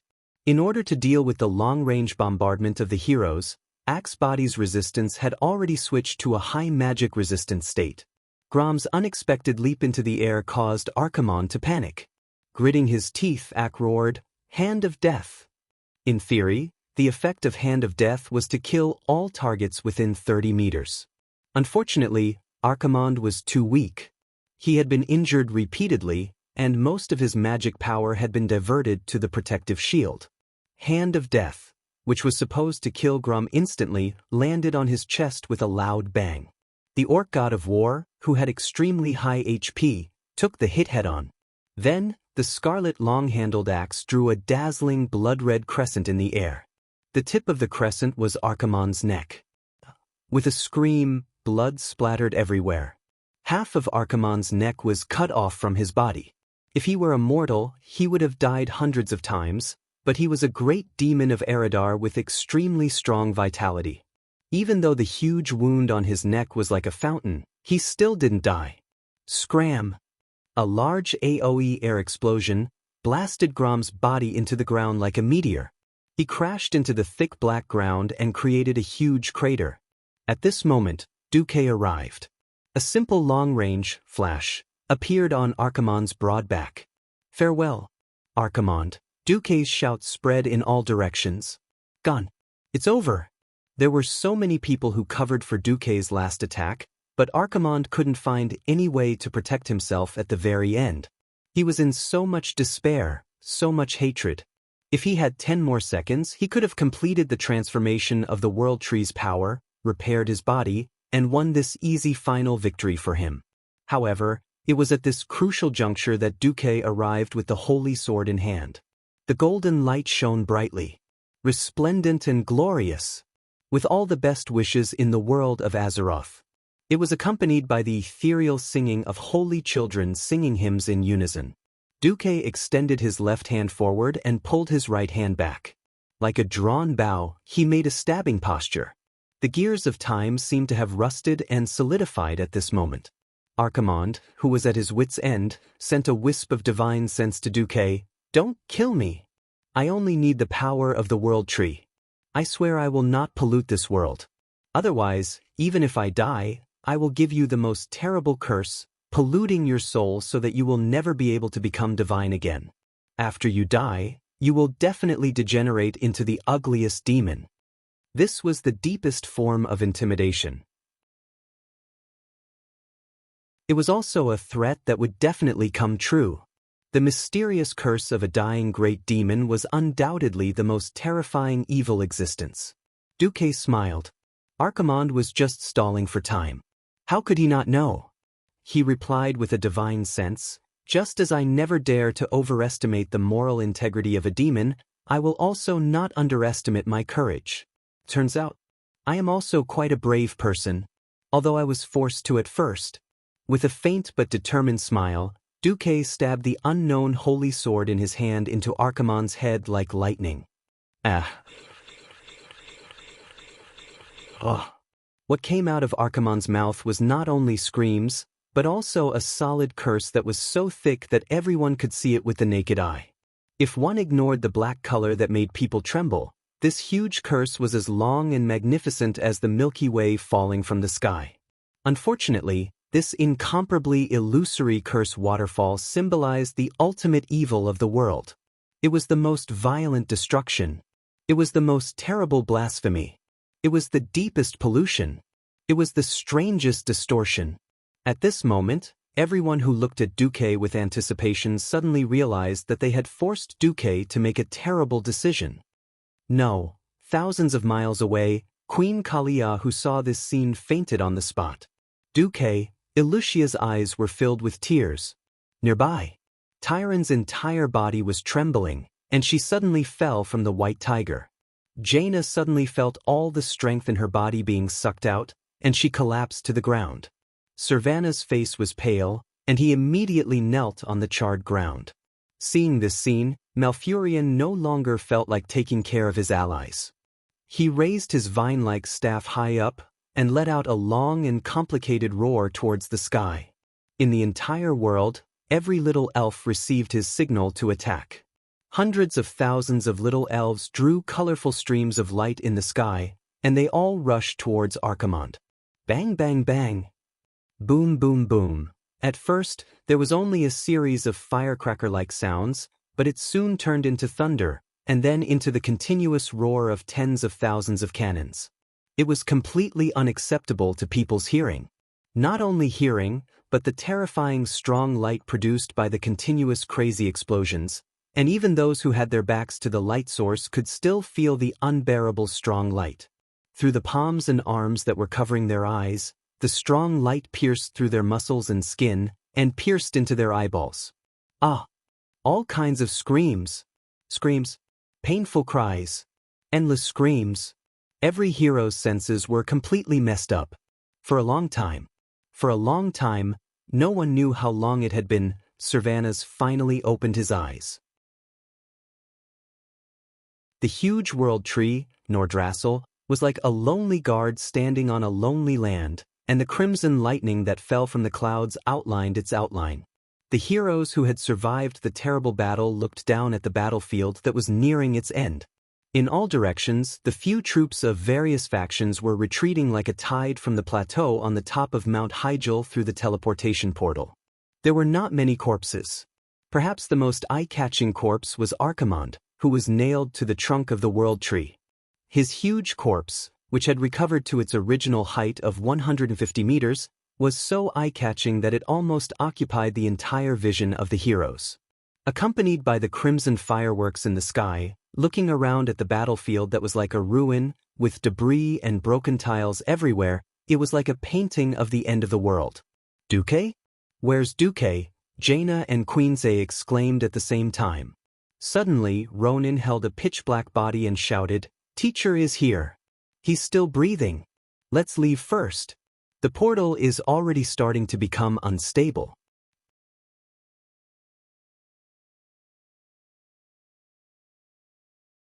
Chapter 966. Without any explanation, two strong arms picked up the two queens and plunged into the teleportation gate. The next moment, hundreds of miles away, the once huge and lush world tree's crown could be clearly seen shining brightly. After a violent tremor, the entire mountaintop exploded. Then, a terrifying shock wave and dazzling fire swept through the entire Mount Hyjal like a huge wave that could destroy the world. All signs of life were swept away by the wave of destruction at this moment. The night elves who had already taken refuge watched blankly as the home they had lived in for nearly 10,000 years was destroyed in this world-shaking explosion. Woo-woo, woo-woo. Countless elves knelt on the ground and prayed, wailing loudly. At the same time, in the wizard tower of Faramore Harbor, there was also a loud cry. Damn it. I asked you to see if you could do anything, not to sacrifice yourself. Jaina knelt in front of the bed, tears streaming down her face. Servanas also knelt, his hands clasping the palm of the black figure on the bed. He pursed his lips tightly and did not say a word, his body trembling non-stop. The grief of the two queens was clearly expressed. In order to defeat Archimonde and his main force of the Burning Legion, the Alliance paid a heavy price. At this moment, in Faramore Harbor, almost every piece of green grass was neatly placed with corpses. Those who slept here were the familiar faces of the living who stood where they were in the past. Although each of them had written their wills and were prepared to accept their sacrifice before coming here, and this battle had ended in victory as well, proving that all their previous efforts were absolutely meaningful. But compared to such a victory, they would rather die in battle with their companions on Mount Hyjal, and not taste the suffocating despair that came from the Mage Tower.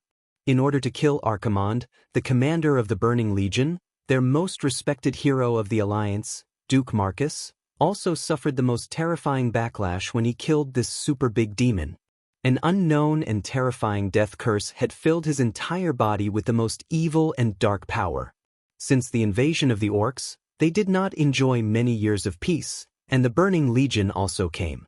Everyone said that the test for Azeroth was yet to come. If they lost a powerful leader like Duque at this time, no one knew what would happen next. Would the Alliance disband? Would the world come to the brink of destruction? All of the soldiers experienced the feeling of fear, worry, and helplessness towards the future after victory. It was as if they harbored a thirst for military achievements and hope in life, but were immediately seriously injured and on the verge of death as soon as they stepped onto the battlefield. They had no choice but to face the cruel reality of having their dreams shattered. It was a terrifying feeling, as if all future prospects were about to be destroyed. On top of the Mage Tower, Turalian, who was holding Quell Zerum tightly, had tears streaming down his face. Similarly, Mograine, who was holding Ashspring by the window, had a similar expression on his face. As comrades who had worked with Duque for more than a decade, they knew better than anyone else how important Duque was in pushing the Alliance forward. Not to mention that Duque had a close relationship with the three queens. In the current Alliance, apart from Magni, there was not a single king from the previous generation left. In this political arena where political capital and achievements were the most important, there was no one who could replace Duque, not even temporarily. If they lost Duque here, it would definitely be a heavy blow to the Alliance's politics, economy, and military. It might be better if Duque died in battle, but what they feared the most was that Duque would fall like Prince Arthas. That would be the nightmare of the Alliance and even the entire world of Azeroth. A leader who understood the Alliance and even the Horde the best, who had wisdom far above others, had fallen into the Burning Legion's sharpest claws. Just thinking about it made Turalian and Magni shiver. Looking at Duque, who was entangled by the dark aura and his body twitching, Jaina's tear-stained face looked as if she had been stabbed.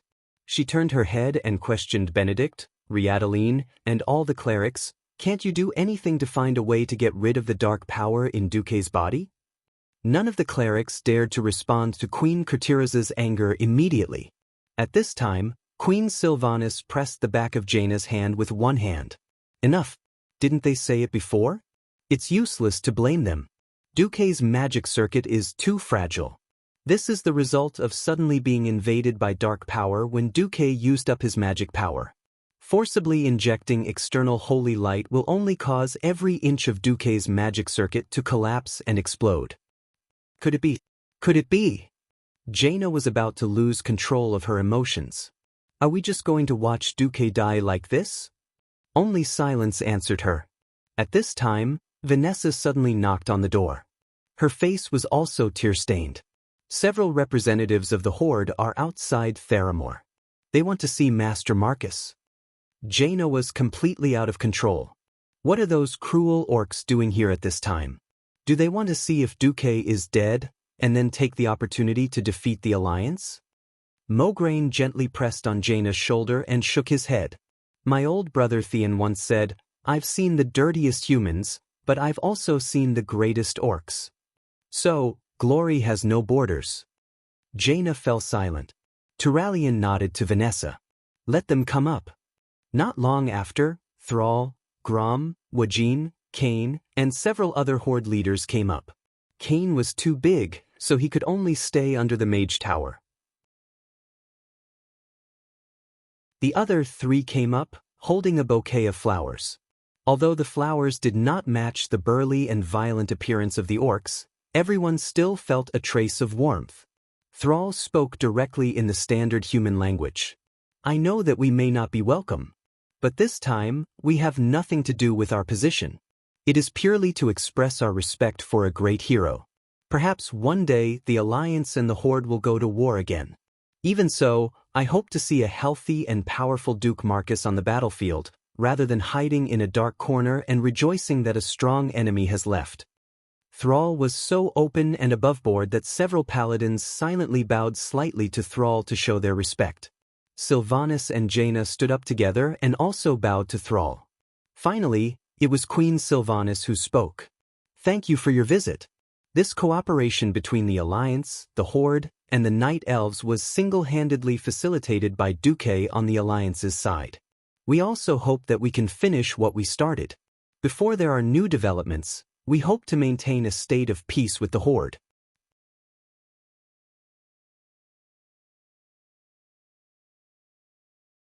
Chapter 967.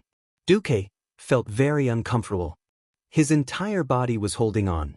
That terrible feeling was like forcing an ordinary person who liked to eat vegetarian food to participate in a eating contest and make him swallow 100 hot dogs in one go. What was worse was that it was an expired hot dog.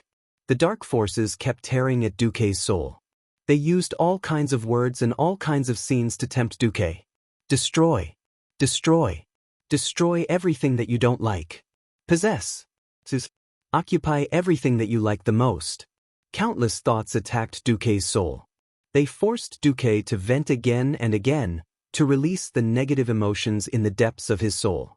Normally, if Duque was an ordinary native of Azeroth, unless he was a saint like Uther, he would have fallen long ago. Because the terrifying curse forced Duque to destroy 100 worlds, 1,000 castles, and occupy 10,000 beauties. Fortunately, transmigrators had their own way of releasing pressure. It was a unique virtual space in Azeroth. Ha! I'm the master of my world. Duque laughed loudly as he created 100 worlds in SimCity. Then he summoned natural disasters, either flooding or burning them, destroying the 100 worlds. Just castles, be destroyed under my iron hooves. Duque laughed maniacally as he wantonly raided houses in Exile Conan, destroying the 1,000 castles that foreigners had painstakingly built. Teachers, submit to Duque's godly sword. Wah! Duque laughed sinisterly as he immersed himself in the 10-terabyte action movies that he had watched before. He wreaked havoc and fought with the teachers over and over again. After completing all the requirements, Duque suddenly woke up. His head was very heavy. His eyelids were very heavy. Even so, Duque still felt that his hands were tightly held by a pair of warm and soft hands. He's awake? He's really awake? Everyone, be careful. The surroundings were in a state of chaos. Duque slowly opened his eyelids and saw 2 beautiful faces with tears in their eyes. Then, the rest of the passers-by like Turallion and Thrall were all ignored by Duque. *CK. I actually changed from a European commander to an African chief. Duque said something that no one understood the moment he opened his mouth. Duque didn't expect anyone to understand his self-deprecating way of saying that he had fallen from a lucky star to an unlucky ghost. But I don't feel comfortable if I don't complain. For some reason, Duque's strange way of speaking made the holy knights at the side heave a sigh of relief. Holy light above, Duque, I truly admire you.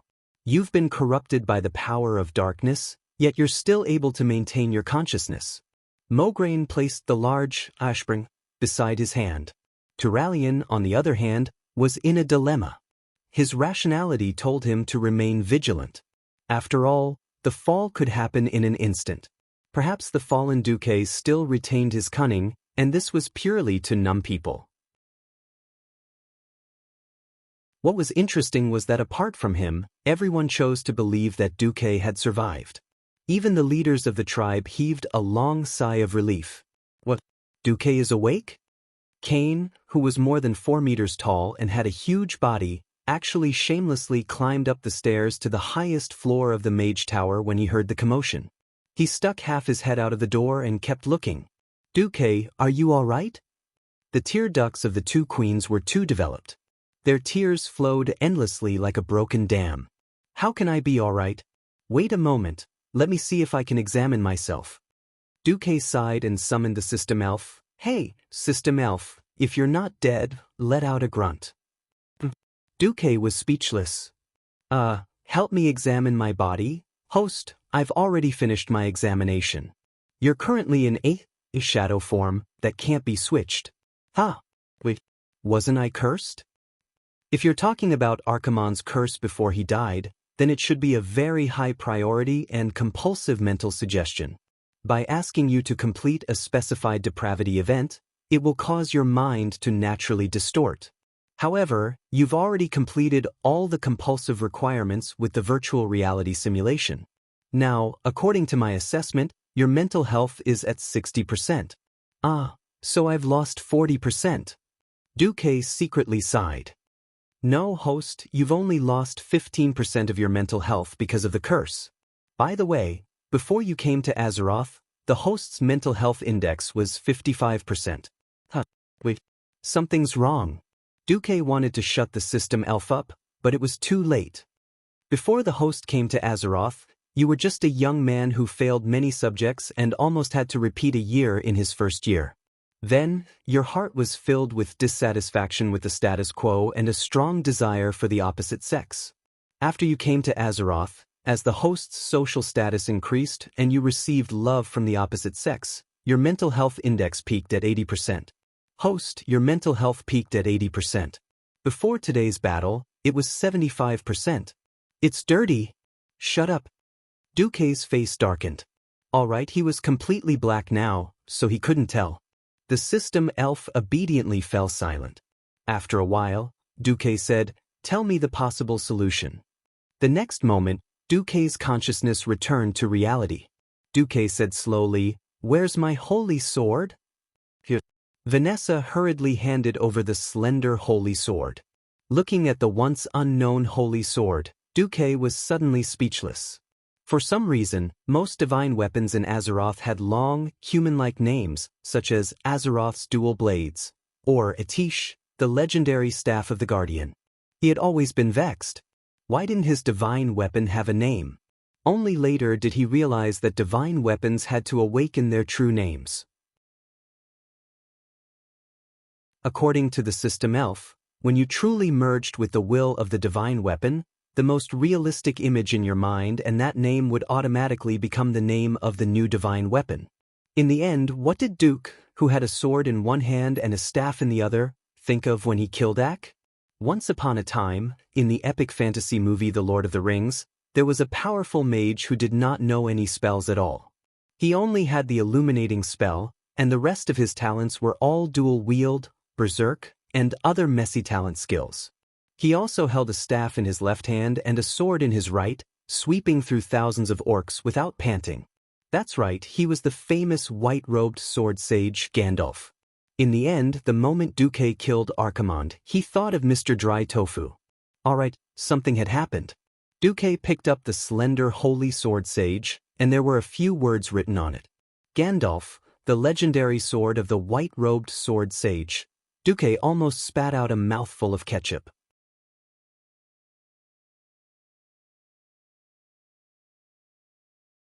Chapter 968. This was not the first time Duque had wanted to change the name of his one and only divine weapon. In the end, this damned holy sword was like dried tofu, smelly and hard. It only recognized itself as dried tofu and ignored everything else. Alright, Duque gave in. If worst comes to worst, I'll just find a better divine weapon in the future and replace you. In the next second, when Duque silently recited the full name of the holy sword, everyone suddenly discovered that the long blade had turned into a translucent illusory form. This is... Servana's tear-stained face was full of astonishment. I have to do my best. I believe that light and darkness can be changed in this world. Since Arthas was able to fall from a glorious holy knight to the most evil death knight, I believe that I can also overcome the power of darkness in my body and change myself back to the side of light. Duque's sonorous and forceful words caused everyone in the room to freeze in shock and admiration. Duque faced the left. Turalyon, I know that you are the most rational of all of us. Now, I need you to be rational. So, please place Quell Zerum on my neck. If things go wrong, you can chop off my head. Turalyon's facial muscles kept twitching and trembling. He really wanted to curse at Duque for giving him such a cruel task. Even if they were once the best of comrades and friends, Turalyon still felt a deep pain when he had to personally play the double role of monitor and executioner. In the end, thousands of words turned into an incomparably heavy nod. On the other side, Servana gently took out a dagger that she always carried with her. She placed the sharp blade against her throat. Duque, if you fail, I'll accompany you. Company. These 3 words sounded soft, but they contained a deep love. Everyone in the room was visibly moved by his words. Without needing to say anything, Jaina condensed a similarly sharp icicle and calmly pressed it against her own throat. The 2 queens calmly smiled at Duque. The breeze that blew in from the window made their golden hair flutter, as if saying that as long as Duque could not turn the light in his body into the same color as their hair, then tragedy would be the only ending. Please move back to the wall. Everyone did as they were told. Everyone's gaze froze, and even their hearts seemed to have stopped beating. Everyone held their breath and watched as Duque smiled faintly as he pierced his own chest with the divine sword, whose blade had already turned completely illusory. There was no splatter of blood. However, there was an even more intense reaction. It was like a drop of water in a pot of boiling oil. In an instant, Duque's entire body was boiling. What unfolded before the eyes of the powerhouses was definitely a wondrous scene. Duque's entire body seemed to have turned into a large fountain cluster. Countless dark forces as black as ink spurted out from the corners of Duque's eyes, nostrils, mouth, ear holes, and even the pores on his skin. However, each long line of black liquid was illusory and translucent. Even though the evil aura on it could be felt from a distance, this evil power did not dissipate in midair and pollute the surrounding air. Instead, like a spring, it stretched to its limit and automatically shrank back into Duque's body. Duque's mind was clear. He also knew that what he was about to do sounded ridiculous, but it was not without foundation. In terms of battle history, the original Ashbringer was filled with a legendary aura. It was first Moghraine's weapon, then as Moghraine was tricked by his son, the Ashbringer also followed Moghraine's soul and became the fallen Ashbringer. Finally, it jumped back to the side of light and became Tyrion Fordring's killing weapon, killing the Lich King Arthas. In terms of professions, there were also holy priests and shadow priests who could switch talents at will. On a larger scale, including planet Azeroth, the multiverse was made up of light and darkness. Therefore, light and darkness were only relative existences, there was no absolute boundary. Duque's mysterious and strange prayer echoed throughout the room. Light originates from darkness, and light emerges from darkness. Light originates from darkness, and light emerges from darkness. It was repeated over and over again, like an infinite brainwashing cycle. Duque's performance, which was like a con man's, caused every witness to be dumbstruck and unable to control themselves. Yes, this was the incantation or line chanted in the movie when Khadgar defeated Old Max and reversed the corrupted Karazhan energy pool in order to save the world. Strictly speaking, this was not a real incantation. Remember, the power of holy light and the power of darkness were classic idealistic powers. Regardless of whether others believed it or not, he believed it. That was enough.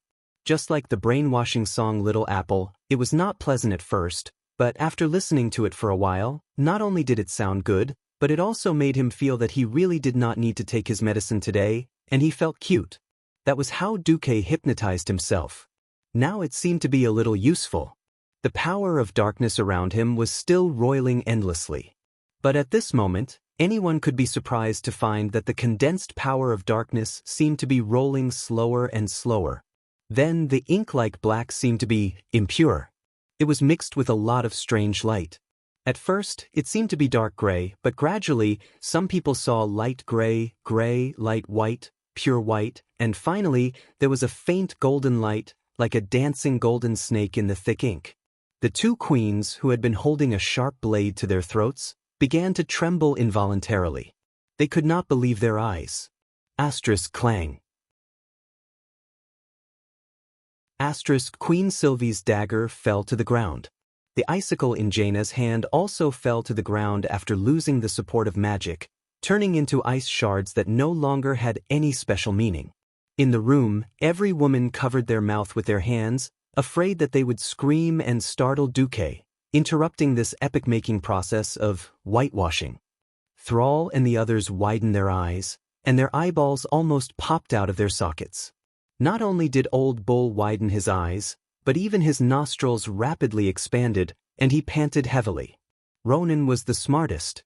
Even though he was as excited as the others, he did not forget his original intention and quickly put up a protective barrier, trying to block the outside world as much as possible. The golden light increased and became more and more intense. After a short 10 breaths, the golden light suddenly shone, and even outside the mage tower, a huge golden pillar of light shot into the sky. A golden Duque that seemed to be made of pure gold appeared in front of all the experts.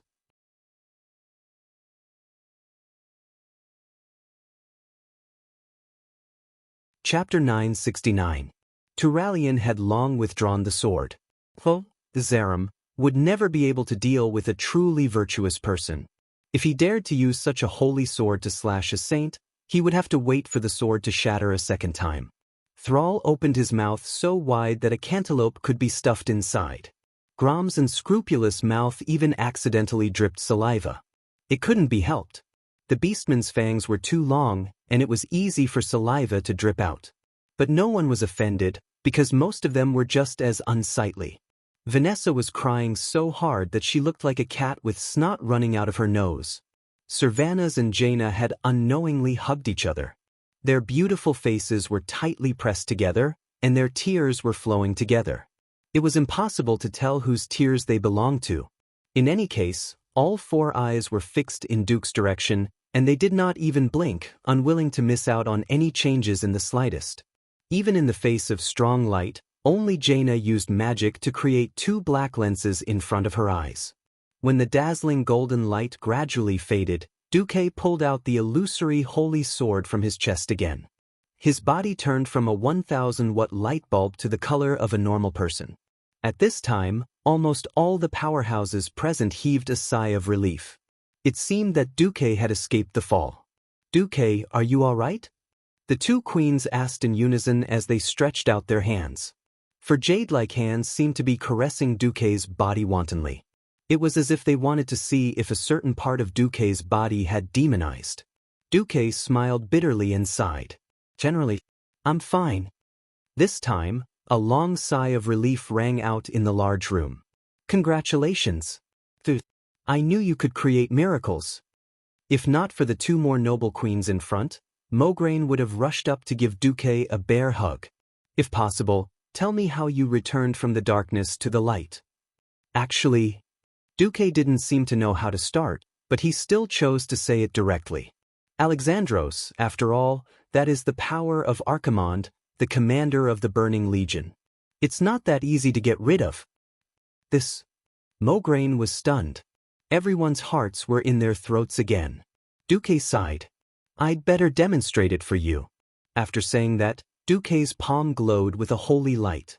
Benedict was stunned. "Is this a healing spell?" That's right. It was a healing spell. Although it was a low-level healing spell, Duque managed to cast a low-level healing spell in the next second. The holy radiance shone on Jaina's finger, and the long wound that was scratched by the sharp icicle began to heal at a speed visible to the naked eye. That's impossible. Duque, aren't you a mage? Kale, that was a little confused. Duque didn't say anything. This time, he turned to cast his spell on Turalian. This was a more advanced, quick heal spell. The holy light fell on Turalian's head, and he could clearly feel that it was the purest holy light. He just didn't know why the holy light was golden in the air, but it turned green when it reached his head. Well, don't worry about these details. Everyone's attention fell on Duque. Near the gate, Mograine's adopted daughter, Sally Whitemane, had her hands crossed in front of her chest. She was a little excited and a little confused as she asked, "Lord Marcus has become a holy priest?" Duque smiled bitterly. "If only it were that simple. What I'm going to do next is controllable. Please don't get excited and don't cut me." Someone swallowed. Duque transformed magnificently. In less than half a second, the holy radiance surrounding him faded away, turning into a dark color as deep as the night.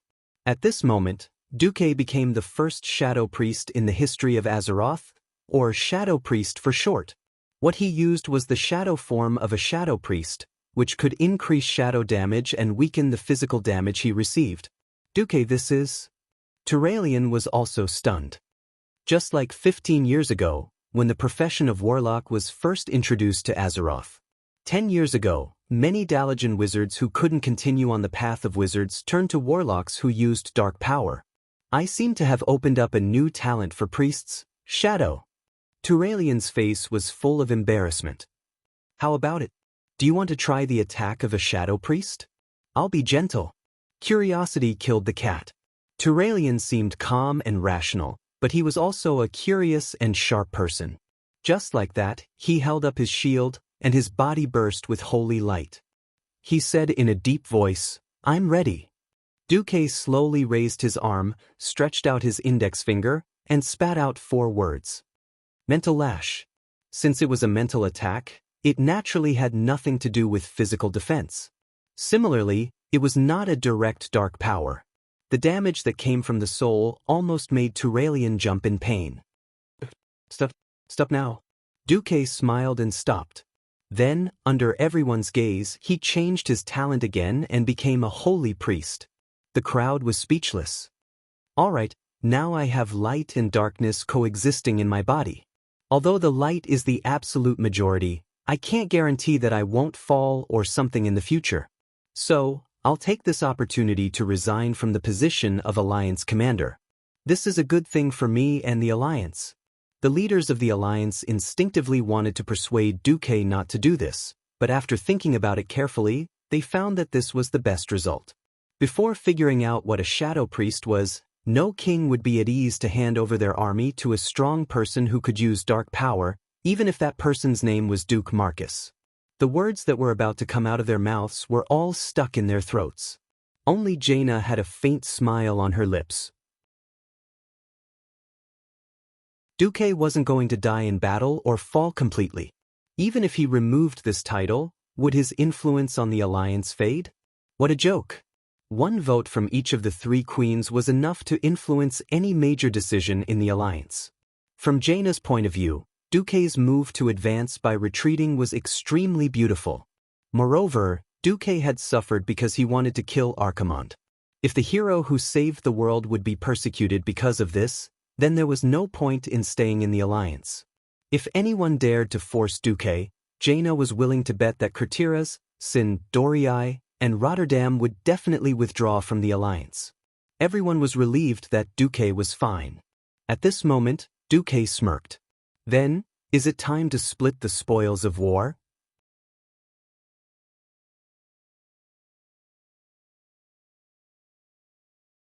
Chapter 970. Gianna elegantly took out 2 clean handkerchiefs and handed one to Servanas. She used the other to wipe away the tears on her face. Natural beauties were truly amazing. If she were a so-called internet celebrity from the previous dynasty, she would have become a ghost with a mess of foundation and makeup oil on her face. After wiping her face, Gianna was that flirtatious beauty again. Yes, Duque, Are you going to share the spoils with us as a mage or a priest? Duque rolled his eyes at Gianna, a little speechless. Once she recovered, Gianna was back to being a smart and capable woman. Damn it. It would have been better if you didn't say it. Now that you've said it, how can I take the mage equipment and then the priest equipment? I'll spank the girls who don't listen later. Duque, who had almost fallen into depravity, said righteously, I can clearly feel that my magic circuit is still functioning normally. Deep down, I'm still a mage, and I think I'll definitely recover in the future. But now that holy power has completely dominated my body, I instinctively reject all elements other than holy light. So, I'll count myself as a priest for now. Duque voluntarily gave up his position as a mage, and Caponia could be seen secretly sighing in relief. There were so many strong people gathered this time, but the problem was that the classes of the strong people were quite clustered. Most of them were mages and warriors, but there was only one priest, Benedictus. There were 6 mages, and Duque, who was supposed to be the #1 hero and commander, was definitely going to take the best part of the pharaoh.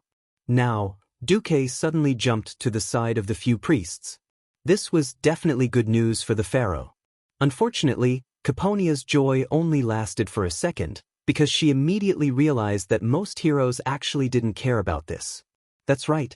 Most heroes are just trying to save the world itself. Take Ronin, for example. After the battle at Mount Hyjal, every mage looked at him differently. The old Ronin would always be the student of Marcus. The current Ronin was, without a doubt, the Arcana Master Ronin. Another example was her master, Kale, Thets. Now that he had been cleansed of his reputation as a traitor and a despicable person, he could see former high elves saluting Kale, that's wherever he went. This change in status was a rare treasure that no amount of top-grade equipment could exchange for. Therefore, the spoils of war were only incidental.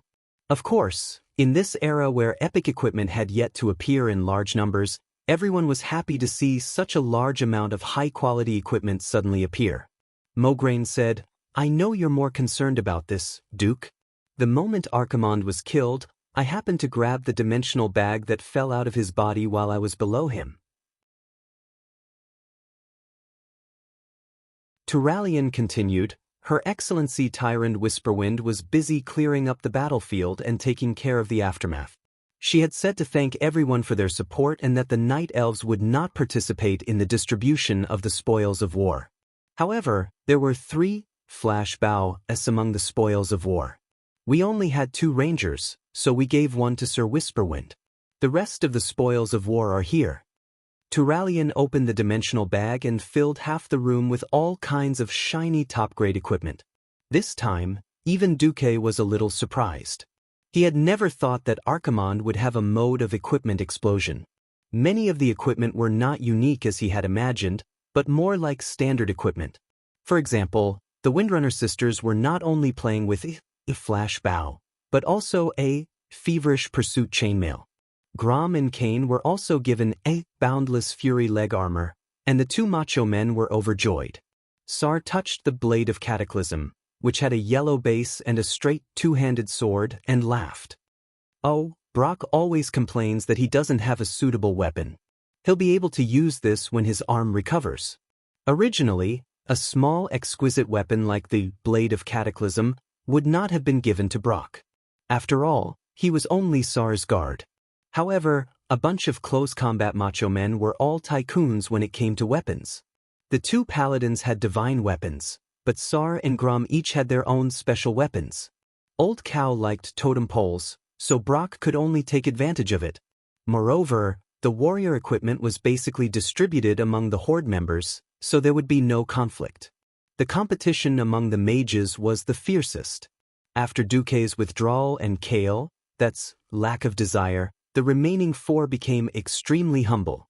In the end, Ronin was the biggest winner in the war. He obtained the one-handed magic sword, Chaotic Storm, that countless mage players had begged their grandfathers and mothers to get.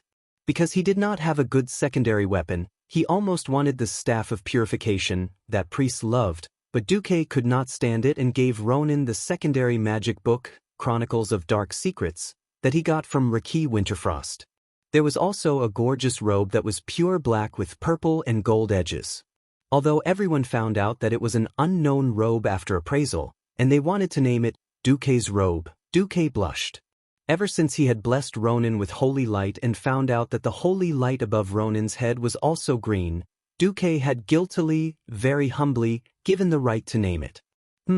Ronin's robe? No problem. He waved his hand and generously gave the robe to Ronin. Seeing that Jaina was staring at Ronin's luxurious outfit, Duke had no choice but to give Jaina another set since he had 2 Chaotic Storm sets. After giving a few pieces of magic equipment to Caponia and Solarian, Duke also got himself a staff called Argus Apostle. This staff was a little imperfect in terms of attributes. It mainly increased endurance, spirit, and spell power, but did not increase intelligence. Fortunately, Duke's Breaking Dawn mage attributes were preserved. His intelligence was frighteningly high, and he did not care about this. Since he could only be a priest for now, his original Obsidian Queen and dried tofu could not be used for the time being. He could only make do with this staff. Fortunately, the staff's appearance was very attractive. The body of the staff was a golden double-headed staff with a brown cross tied to it. It looked luxurious and imposing after the staff was bound to the hands. The 2 heads of the staff were also very special. Embedded on the body of the staff were 2 transparent rectangular crystal ornaments, not 2 heads of the staff. In the middle of the long crystal frame, there were 3 blue runes on each head. The mysterious magic runes on them shone brightly. The style. This is high-end and grand. Duke suddenly felt that it was quite cool to be a priest.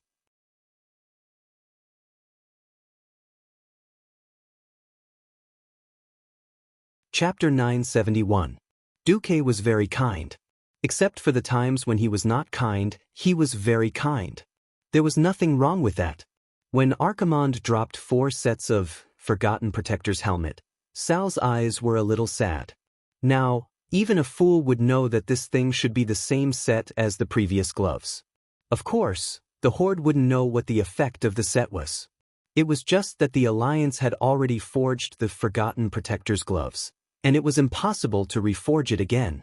Since Archimonde had one, shouldn't they give it to him? At this time, the Alliance and the Horde were in a honeymoon period.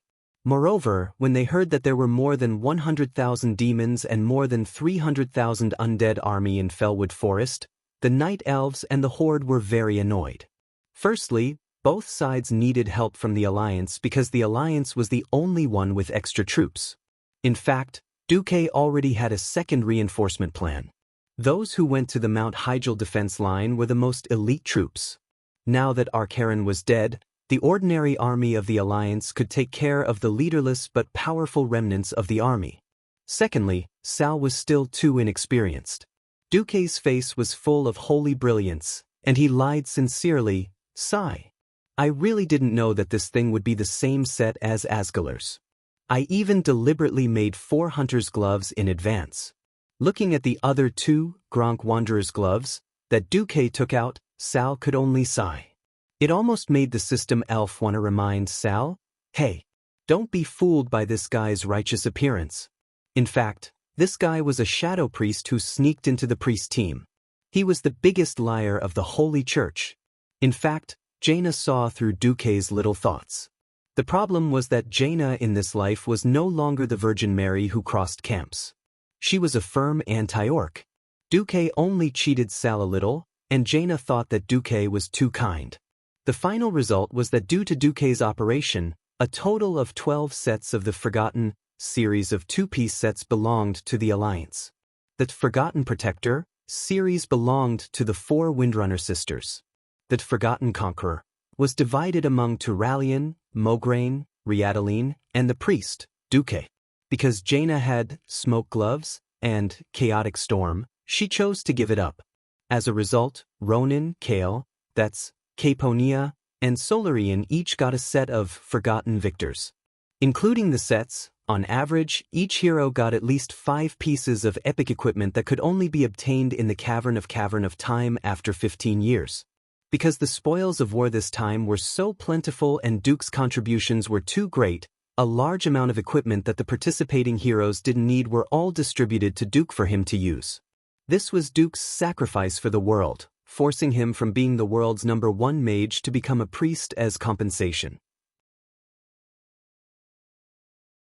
The items that seemed messy were actually all high-quality goods. The epic jewelry blueprints were all taken by Duke. The key was that there were no thieves, shamans, or warlocks among the heroes. The only druid was given up. The warlock's equipment could be digested by a mage, but the shaman, thief, and druid's equipment were all in Duke's hands. After the loot was divided, everyone dispersed to give Duke some space to rest. Looking at the excellent equipment that still filled half of the room, Duke sighed. Vanessa, there's a lot of equipment here. Even if you can't use them, you should pick a few. You can use them when you break through to the realm of heroes. Thank you, Master. Vanessa smiled and pulled the bow on the back of the maid uniform in front of Duque.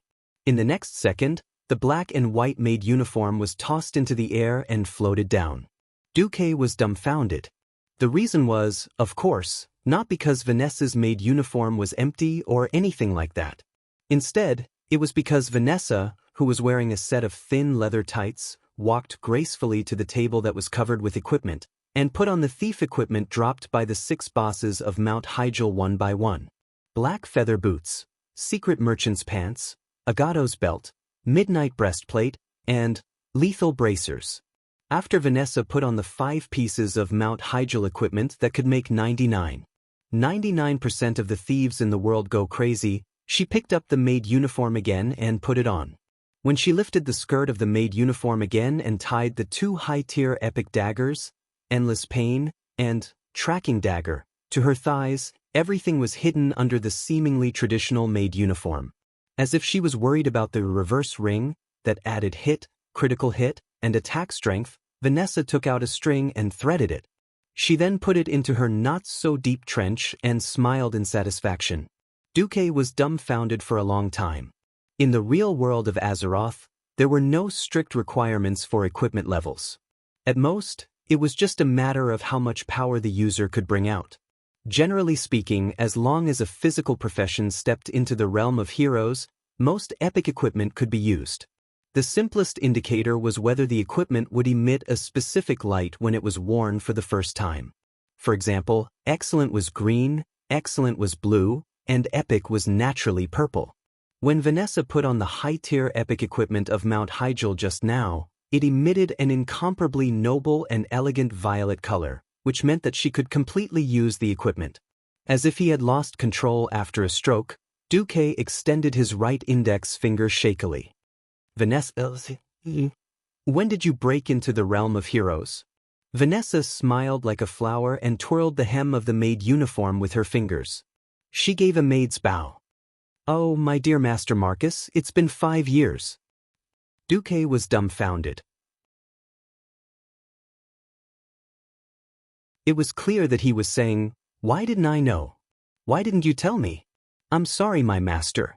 I didn't mean to hide it from you, but the profession of thief relies too much on equipment. Without a pair of good weapons, I can't even easily deal with an elite-level demon guard. Although I also know that you need combat power to besiege Archimond. Unfortunately, as far as I know, you usually don't have any thief equipment collection, Master." So you hid it from me? Duque was speechless. I, who lacked the supportive equipment, couldn't use it at all even though my skills were far superior to my father's, so I kept quiet. If Master sees this as me being disloyal to you, please punish me as you wish. Vanessa knelt down in front of Duke after saying that.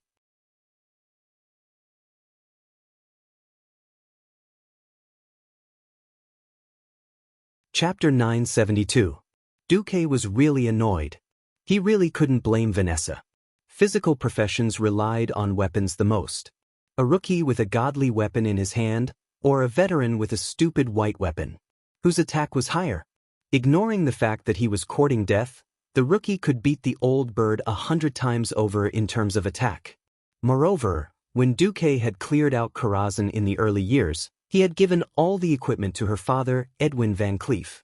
Although the epic equipment of Azeroth did not need to be distributed on the spot, The problem was that once it reached epic level, it would be bound to the soul. It could not be transferred at all. Considering that there were too many melee combatants against Archimonde, it would be too easy for Air Blast to harm Old Cow Kane, so Duque did not let Edwin come at all. This was a bit dramatic. Duque sighed. Alright, get up. I've never intended to blame you for this. Vanessa quickly got up, a victorious smile on her face. Alright, my beloved master. From today onwards, I can be anyone to you, your most loyal maid, your dagger in the dark. At this point, Vanessa suddenly changed the topic. Or your clearest eyes and ears. Oh, I'll go open the door. It should be your spoils of war delivered to your door. Spoils of war? Delivered to my door? Did Azeroth also have express delivery? Duque was dumbfounded. Vanessa's upper body did not move, but her lower body seemed to have activated sprint, and she floated out of the room at high speed. What the hell was this? The surroundings suddenly fell silent. The Wizard Tower was not just a lair for mages, but also a place for mages to conduct experiments. Soundproofing magic was a must. Thanks to the good soundproofing of the Wizard Tower, the noise outside could not affect this place at all. Duque found himself tired. He had fought with Archimonde for most of the day, and then he was hit. Then he woke up and adjusted his body, and then there was the spoils of war. Unknowingly, it was already midnight. It was time to rest. Looking at the empty room, other than a cabinet, a full-length mirror, a small table, and a bed, there was no other furniture. Duque suddenly felt that this guest room was terrible enough. Come on. Forget it, let's sleep. Duque had just fallen asleep when he felt the fluctuation of magical teleportation. He jumped up in fright. What the hell was this? A second later, a graceful female figure appeared in front of Duque. Jaina? In the middle of the night, Jaina suddenly appeared in front of his bed in a pink robe that looked like the quicksand robe, wearing a one-piece nightgown that was more than 50% transparent and barely covered her body. Duque stared at the faintly discernible seductive figure. His eyes widened and he felt his mouth go dry. Why are you here? Duque asked dumbly. Why? Jaina let out a pleasant chuckle.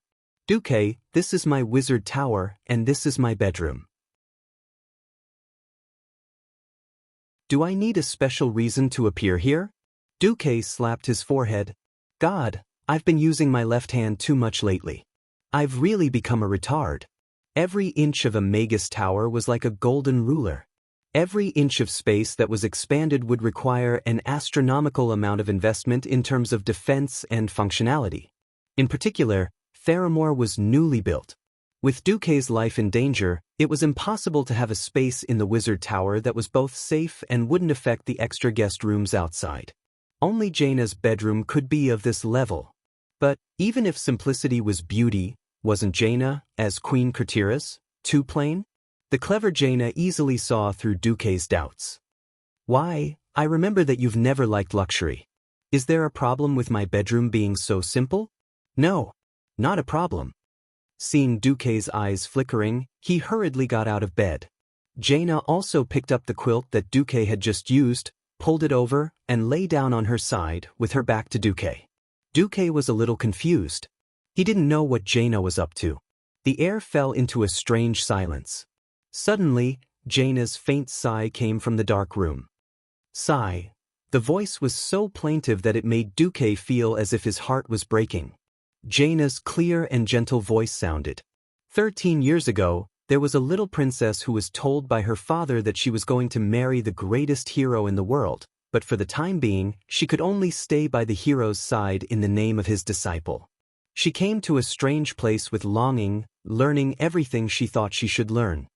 Days passed, and the little princess grew up day by day.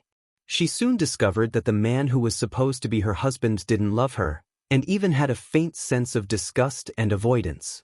She didn't know what she had done wrong, but she thought that since this was her unchangeable fate, as long as she didn't want to spend the rest of her life in tragedy, she had to learn to change herself and let herself become the person he liked. The little princess's efforts were never effective. Every time they met, she felt that there was an invisible wall between her and the man who was supposed to be her husband. She could only sigh at the invisible wall day after day. Suddenly, one day, the hero disappeared in front of the world in order to protect the world. And the princess, who was starting to grow up, became his nominal widow. 10 years passed, and he appeared again when the world was in danger of destruction. He led a group of heroes to defeat the evil demon commander. Not only did he avenge her, but he also became a hero in the eyes of the world again. But the princess, who was no longer young, didn't even have the right to stand by his side. Maybe it was because he really hated her. Or maybe it was because human women can never maintain their beauty for thousands of years like the elves, who have a lifespan of tens of thousands of years. At this point, Jaina's sorrowful voice came to an abrupt stop. The air fell into a dead silence. After a long time, Jaina turned around, and under the flickering firelight, there were clear traces of tears. "Duque, I don't know if my relationship with you has improved recently, but if it is, please tell me the reason why you hate me. If so, please tell me the reason why you hate me." The state guest house is about 100 yards to the left of the Magus Tower. If it wasn't for... Before Jaina could finish, her mouth was already sealed. A few seconds later, Duque smiled. This was for him and also for Jaina. Fate had completely changed. Forcing the terrible Jaina from his previous life onto the Jaina who was willing to die with him in this life was simply stupid and blasphemous. Looking at Jaina, who was almost crazy with joy, Duque revealed a naughty smile. "Come, let Teacher Du teach you what the flow of magic in the ORZ position looks like."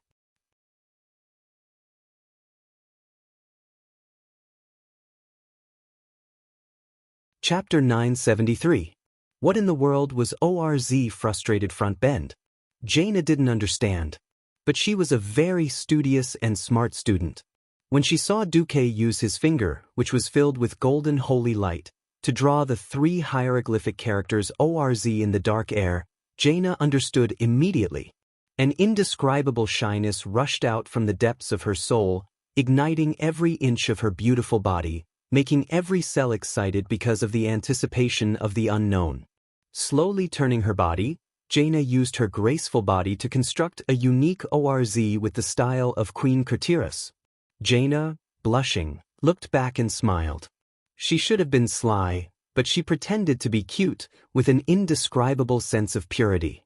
"Teacher Duque, is this right? Is my training posture correct? If it's not, please correct me, teacher." Teacher Duque looked at the perfect curve and swallowed. He helped correct it while saying, "Here is wrong. Legs need to be separated a little more, and then here needs to be held up a little higher. Don't block the view. And then, don't move. Why are you trembling?" Duque asked, knowing the answer. "Isn't it because you are interfering with my magic circuit? That won't do. You practice frost magic, so you have to maintain a calm state of mind at all times." Jaina rolled her eyes at Duque and let him do whatever he wanted. Come to think of it, she had waited for 15 years. The most beautiful 15 years of a woman's life were spent in loneliness and waiting. She almost missed the shelf life of her youth. The only good thing was that she could finally give away this treasure before she turned 30. Jaina silently followed her heart, not deliberately or pretentiously. When the magic circuit from Duke finally connected with her magic circuit, she cried and laughed. She let go of all her schemes and did not think about anything else. She enjoyed and endured this storm that she thought would never come. It was a storm that was 13 years late. During the long night, the teacher and disciple did many kinds of magic experiments. For example, the physics of friction heat generation. For example, the magic power flow experiment in the M-shaped pose. It was not until the end of the long night that Jaina finally fell asleep with tears on her face. The first rays of dawn appeared. Duque noticed that Jaina had woken up early in the morning and was staring at him strangely. "What are you thinking about?" Duque smiled, a little curious. Jaina caressed Duque's chest with her jade-like fingers. "I'm wondering how long these days will last." Elves were good, they didn't have to worry about aging. Human life is too short. Although she's beautiful because of her short lifespan, When I think about how much of my youth I have left to fight for the favor of those heaven-defying existences who won't age for tens of thousands of years, I feel a little hopeless just thinking about it. A wave of guilt surged in Duque's heart. Gianna. Promise me you'll keep it a secret. I swear I won't reveal any secrets about you. As smart as Jaina was, she subconsciously felt that Duque was going to bring out something good, but she didn't know what it was. Actually, when I saved the Red Dragon Queen Alexstrasza, Her Majesty the Queen gave me a small gift as a thank you. It's the same as the night elves from before, the eternal kind. Duque was very vague. How could someone as smart as Jaina not know? Jaina's expression was very interesting. Before Duque transmigrated, there was never a lack of women who spent half a month's salary or more on cosmetics every month. If she didn't buy enough cosmetics every month, she would eat whatever the dog ate. If she bought too much, she would eat whatever the dog ate. If it was November 11th, she might have to prepare to eat dogs that month. Duque had still underestimated immortality, eternal youth and whatnot. To a beautiful woman who loved beauty and was about to grow old, it had a great lethality. Next, Jaina told him that she was actually also a fire mage, and her ultimate move was passionate fire. Ignoring her injured body from last night's experiment, Jaina courted death and unlocked almost all the poses. Then, the two of them experimented until late in the morning. Noon, Servanas looked at Jaina, who hid under the blankets with only two clear and shy eyes, not daring to make a sound. Then he looked at the embarrassed Duque. Hey Duque, you're really something, do you think Jaina would dare to take you away without my permission? Queen Sylvie sat on the wardrobe, her long legs dangling. I knew you wouldn't be able to let go of this relationship. I only reluctantly agreed because she was willing to die for you. Duque, I'm not a jealous woman, but you have to know when to stop. I understand, Just as Duque was about to say something, Vanessa knocked on the door. Master, Her Excellency Tyrant Whisperwind requests an audience. Duque felt a little strange. Because he could become a shadow priest, and to avoid suspicion, he had actually handed over his authority as the commander. After a short discussion, the highest commander of the alliance in Kalimdor was now Turayan. This was also a good example for the older Mograine to make way for Turayan, who was in his prime. If they were to encircle the Burning Legion in Fellwood Forest, Tyrant would have looked for Turayan and not him. Ask her to wait in the conference hall. No, ask her to come to my wizard tower. After all, the relationship between the Night Elves and the Alliance isn't very stable. Jaina was a little more cautious. Duque couldn't help but look down. Help me heal. Jaina glared at Duque fiercely. 15 minutes later, Duque, who was dressed formally, arrived at the lower level of the wizard tower with the two queens. He saw Tyrant, who was a little anxious. Welcome to Theramore.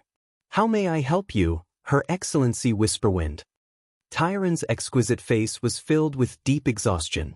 The destruction of an army of 100,000, the destruction of Mount Hyjal, the elimination of the Burning Legion, the resettlement of the refugees, and the disappearance of the dragon race's blessing due to the destruction of the World Tree. The Night Elves no longer had eternal life and youth. All these things were weighing heavily on her slender shoulders, making it hard for her to breathe. The joy of victory that could still be seen in the higher-ups of the Alliance was almost gone from her face. After all, the Alliance would at most worry about the compensation, but she had to worry about the future of the entire Night Elves. I'm here this time to ask His Excellency Duke Marcus. Tyrant's expression suddenly changed halfway through her sentence. Wait, what about your element? Duque smiled bitterly. I'm sorry. The moment I killed Archimond, I suffered a backlash from the Demon Commander's curse. It took me a lot of effort to change the nature of the dark power he injected into my body, but I'm afraid I can only be a priest for now.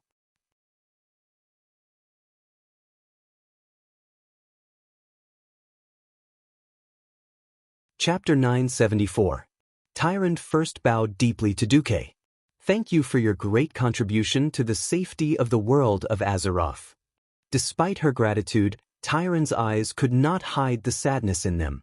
In order to save the world of Azeroth, Duque did not hesitate to risk his final attack. She had seen it with her own eyes. Objectively speaking, this was definitely a feat worthy of praise. It was a feat worthy of being sung by bards for thousands of years. Unfortunately, it wasn't a good thing for the Night Elves at all. After thinking about it, Tyron decided to say it out loud. Even though the explosion destroyed the World Tree, Nordrassil, the Well of Eternity, and Mount Hyjal, as the sacred mountain of the Night Elves for tens of thousands of years, Mount Hyjal has a very special place. The Cenarian Circle has already begun surveying to see if they can restore Mount Hyjal's vitality. The problem is that the explosion seemed to have caused the space to become unstable. Now, there is a huge spatial rift at the top of the mountain. Spatial rift? Duque was a little confused. He was very sure that such a scene did not exist in the original history. However, since the explosion of the Well of Eternity had destroyed the ancient Kalimdor continent and created the Endless Sea, it was not surprising that a spatial rift had appeared. Therefore, it wouldn't be too strange for a spatial rift to appear in this explosion that was just as earth-shattering and earth-shattering. Tyrande deliberated for a moment. Perhaps you also know. Because the High Elves used to abuse arcane magic and conduct various forbidden experiments, the Night Elves and the High Elves who were good at arcane magic separated. Tyrande tried to choose words that were not too provocative while paying attention to Queen Sylvanas' reaction. Sylvanas smiled. Please don't take it to heart. In order to take revenge on the Burning Legion, we have changed our name to Sin Dorii. The forbidden experiments you mentioned were actually banned by our elders 5,000 years ago, when an Astrian Sunstrider was still in Quell Dorii. Tyrande heaved a sigh of relief. This made it easier to talk. There is not a single wizard among the Night Elves. We are not good at dealing with these problems, so we can only ask for help from the Alliance. The reason why I came to find you, Sir Marcus, is naturally because you are a Breaking Dawn great wizard. Even if you are no longer a wizard, I believe that your precious knowledge and experience can be of help to the Night Elves. Moreover, the Night Elves are very grateful for the Alliance's help this time. If possible, I hope that both sides can carry out further exchanges and cooperation. The Night Elves were testing the waters. After all, the three factions had just fought side by side, and the camaraderie between comrades would not fade so quickly.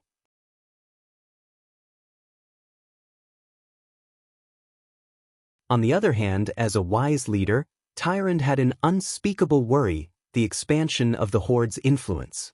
In the eyes of most Night Elves, orcs, trolls, and taurens were coarse, barbaric, and warlike.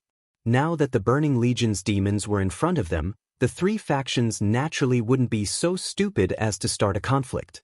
What if the demon wasn't here? In front of them was the simplest problem of survival and territory. To the south of Grey Valley, it was mostly barren land. Apart from the Night Elves' stronghold on Sodder Island in the southwest of the mainland, the Feathermoon stronghold, the Night Elves had almost no territorial claims on the entire south-central region of the Kalimdor mainland. It was different for the Horde. The Horde, freed from the control of the Alliance, would definitely usher in a period of explosive expansion in the following period of time. Tyrande could almost foresee the conflict between the Night Elves and the Horde in Grey Valley and the Stoneclaw Mountains in the future. The destruction of the World Tree, Nordrassil, caused the Night Elves to lose their immortality. For the Night Elves, who had an extremely long lifespan, this was not a big problem for the time being. If there was no war, because of immortality and the pursuit of freedom, the Night Elves' fertility rate was so low that it made one's hair stand on end. However, they had not adjusted their mentality from losing the blessing of immortality. This time, they had lost another 100,000 elites. If there was a continuous war, the Night Elves' population would not be able to cope with the meat grinder of war. In addition to the battle in Grey Valley, the Night Elves had lost the demigod Cenarius and nearly 10,000 elven hunters. The Night Elves and the Horde could be considered to have a huge grudge. However, they had just fought together, and the Taurens who believed in the doctrine of nature had joined the Horde. This made the Night Elves unable to find an excuse to start a war even if they wanted to take advantage of the Horde's unstable footing. Was the new hatred and territorial conflict with the Horde more important, or the so-called hatred from 8,000 years ago more important? Even an idiot would know which one to choose. Moreover, the High Elves were already ruled by the Ranger Queen, who was more inclined towards the nature element. Thus, it was almost inevitable to get close to the alliance that had crushed the Horde twice. History overlapped again, and it was inevitable. Duque was not surprised by Tyron's probing. He smiled and replied on the spot. The Alliance is an organization that unites the various kingdoms and races with the highest common goal of the world of Azeroth's safety. Although I have temporarily resigned as the commander of the Alliance, I think the Alliance will be very happy to have deeper exchanges and cooperation with a peace-loving race like the Night Elves, who have a deep foundation and history. If there is a chance, the Alliance will also welcome the Night Elves to join the family of the Alliance. With Duque's status and identity, the two queens present also nodded in agreement. The general direction of this matter was considered to be set. Next, settling the spatial rift was a trivial matter. Duque agreed on the spot. Within 3 days he would organize a group of powerful wizards, such as Kale, Thets and the dragon wizard Krasis, to go together. The atmosphere of the meeting was so friendly and warm that both sides began to close the distance and call each other by name. Tyrande also took the opportunity to do Duque a favor. Duque actually, other than teaching me how to fight, the moon goddess Elun also taught me a lot of skills in exorcism. If you don't mind, Duque, I can help you take a look at your state. If there are any remnants of evil power, I might be able to help you. Towards Tyrande's goodwill, Duque was a little annoyed. Professionals who used dark power had always been unpopular in the Alliance. Just look at the newly built Stormwind City. Warlocks could only hole up in the Lambs to the Slaughter Hotel and play secret associations. Even after the destruction of the Dalajan and the Dalajan wizards and warlocks reconciled, the warlocks still received pitifully little training resources. The problem was that since Tyrande had put it this way, Duque could only stand up. Please don't get too excited about what happens next. I can still perfectly control this part of the dark power. You're tuning in to the Wang Lin's Journey YouTube channel. Don't forget to subscribe and join us on this journey to catch the most captivating stories.